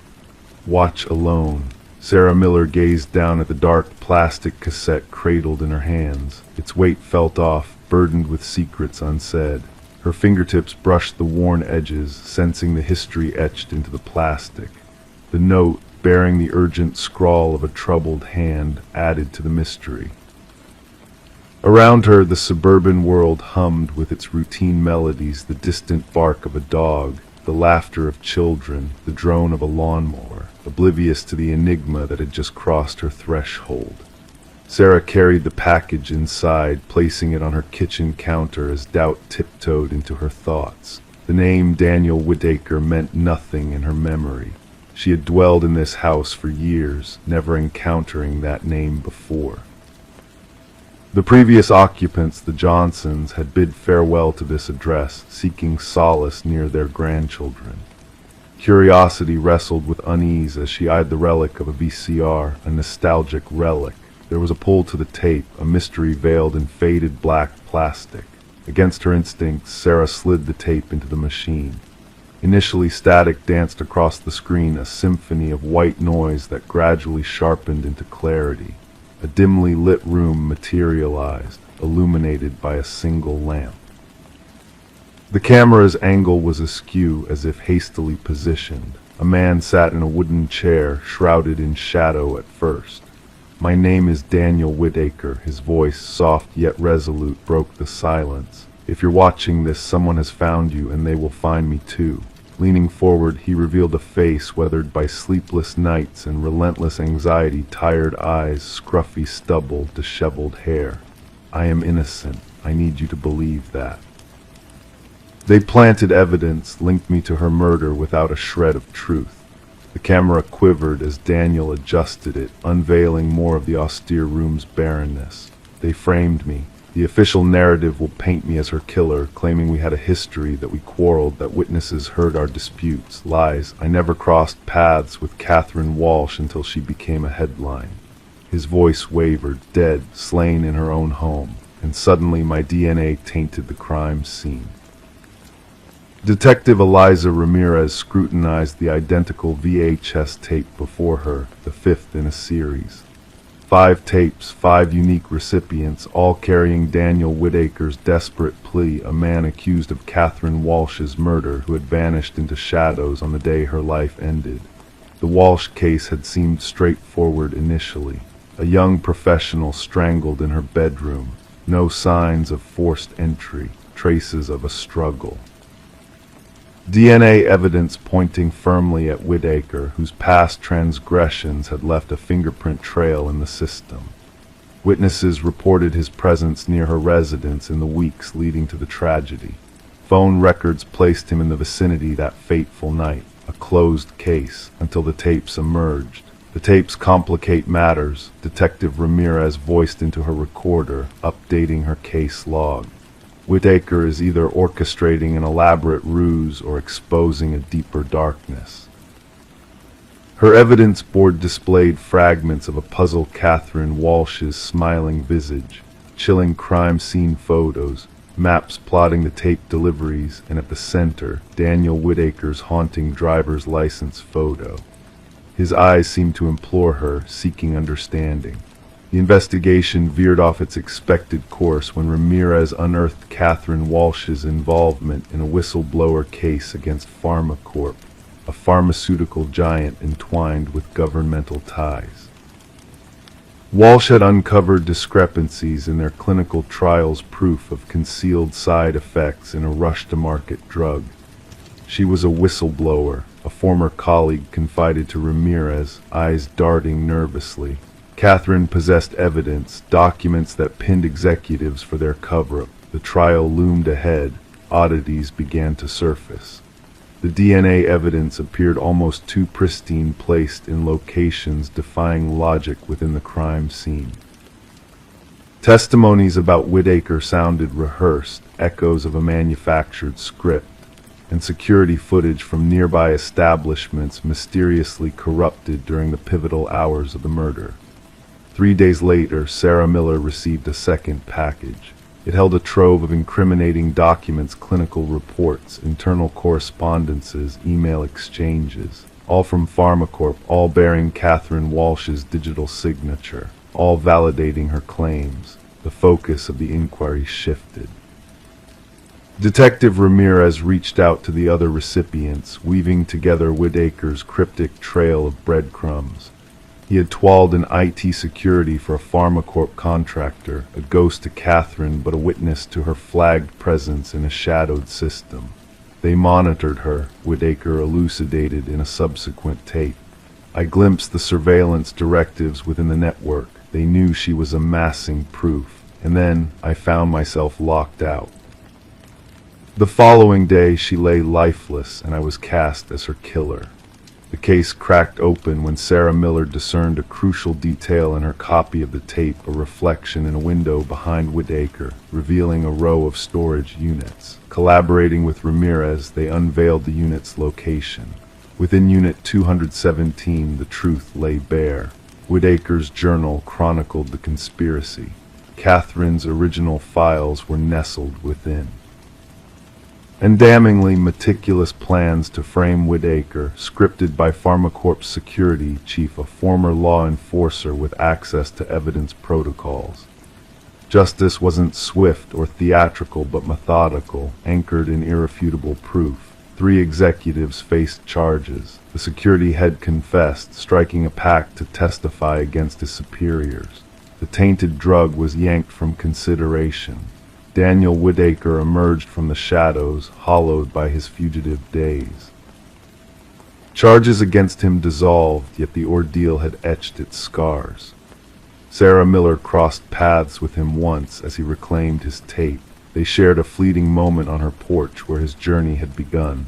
"Why me?" she ventured. "Why send it to my doorstep?" His gaze, weary and burdened, met hers. "The algorithm chose you. I sought individuals untethered to me or Catherine unwatched by their eyes, souls who might cling to their judgment when the world branded me guilty." The erstwhile suspect and serendipitous ally lingered in silence, pondering the fragile boundary between justice and manufactured deceit. Sarah spoke at last. The misguided address turned out to be the precise one. The VHS tapes were archived as evidence, tokens of a truth that sometimes arrives in enigmatic parcels, bearing unfamiliar names, awaiting an inquisitive soul to unveil its depths. Story 27. She never cared for venturing up there, but necessity led her to the attic when a storm brought a leak in the roof. The attic was a realm of forgotten relics, cloaked in layers of dust and shrouded in cobwebs. Nestled in the far-off corner, an ancient dollhouse awaited, its intricate details sending shivers down her spine. The miniature furniture inside was meticulously arranged, but as she peered closer, a knot twisted in her stomach. The figures within were not mere dolls, they were exquisitely carved replicas of her family. Each tiny figure was placed exactly where their real-life counterparts sat downstairs, except for one glaring anomaly. The figure meant to represent her was standing by the attic door, defying its static surroundings. Rebecca Morgan hesitantly traced her finger along the dollhouse's roof, feeling the indentation where the miniature version of herself stood. The chilling revelation sent a shiver through her body, unrelated to the cold draft creeping through the attic's rafters. This dollhouse should not have existed here. This wasn't the home of her childhood, but a rental property her family had recently moved into. The unsettling discovery prompted Rebecca to contact law enforcement in a state of panic. Responding officers found the family in a state of distress, gathered in the living room, adamantly refusing to return to the upper floors. Detective Sarah Harmon, the lead investigator, initially brushed off their concerns as an elaborate hoax or the byproduct of a family adjusting to a new environment. What struck Detective Harmon the most was the meticulous detail of the miniature figurines inside the dollhouse. Each tiny replica captured a distinct feature of a family member: the father's receding hairline, the son's favorite hoodie, even the small birthmark on the mother's hand. As the investigation unfolded, forensic teams uncovered fingerprints on the dollhouse that did not match any known family members. Even more disturbing were the microscopic cameras hidden in the eyes of each miniature figure, all linked to a sophisticated surveillance system concealed beneath the dollhouse itself. Analysis of the Morgan family's movements revealed a disconcerting revelation. The positions of the miniature figures did not just mirror the family's seating arrangements from that evening, but replicated exact postures from various days, hinting at a prolonged period of observation to learn their routines. It was no ordinary case of stalking, Detective Harmon elucidated. The perpetrator exhibited an unprecedented level of obsession rarely seen in the realm of criminal psychology. The investigation took a pivotal turn upon the discovery of a concealed entrance to the basement, camouflaged behind a false wall in the pantry. Inside, investigators unearthed a makeshift living quarters with evidence suggesting someone had been residing there even before the Morgans moved in. Discarded food wrappers, empty water bottles, and a sleeping bag hinted at an intruder living beneath the family's feet for weeks. The most confounding aspect for investigators was the absence of forced entry. Property records unveiled that the house had remained vacant for nearly a year before the Morgans' arrival. The previous owners, an elderly couple, had passed away within a short span of time. Their son had overseen the estate sale and the subsequent rental of the property. Interviews with neighbors yielded scant information, with most claiming not to have noticed anything amiss, except for one elderly resident who sporadically glimpsed lights in the house during its uninhabited phase. I assumed it was the real estate agents showing the property, she recounted to investigators. It never crossed my mind that someone might be squatting there without permission. A breakthrough emerged through digital forensics. Examination of the surveillance feed from the miniature cameras unveiled that the data was being transmitted to an external server. Tracing the IP address led investigators to a modest apartment across town. Inside, the walls were plastered with photographs of the Morgan family and previous occupants of the house. Detailed journal entries chronicled the daily routines of each family member with eerie precision. The most unsettling revelation was a workshop littered with half-finished dollhouses, each representing a different residence in the neighborhood. The apartment belonged to Martin Wells, the son of the former homeowners. Financial records indicated mounting debts following his parents' demise. Instead of selling the house, he had crafted a secret abode to continue living there while leasing the property to unsuspecting tenants.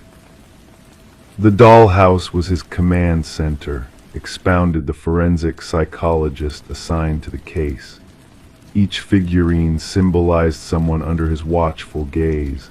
Rebecca's placement by the attic door wasn't a threat, but his acknowledgement of her discovery of his surveillance scheme.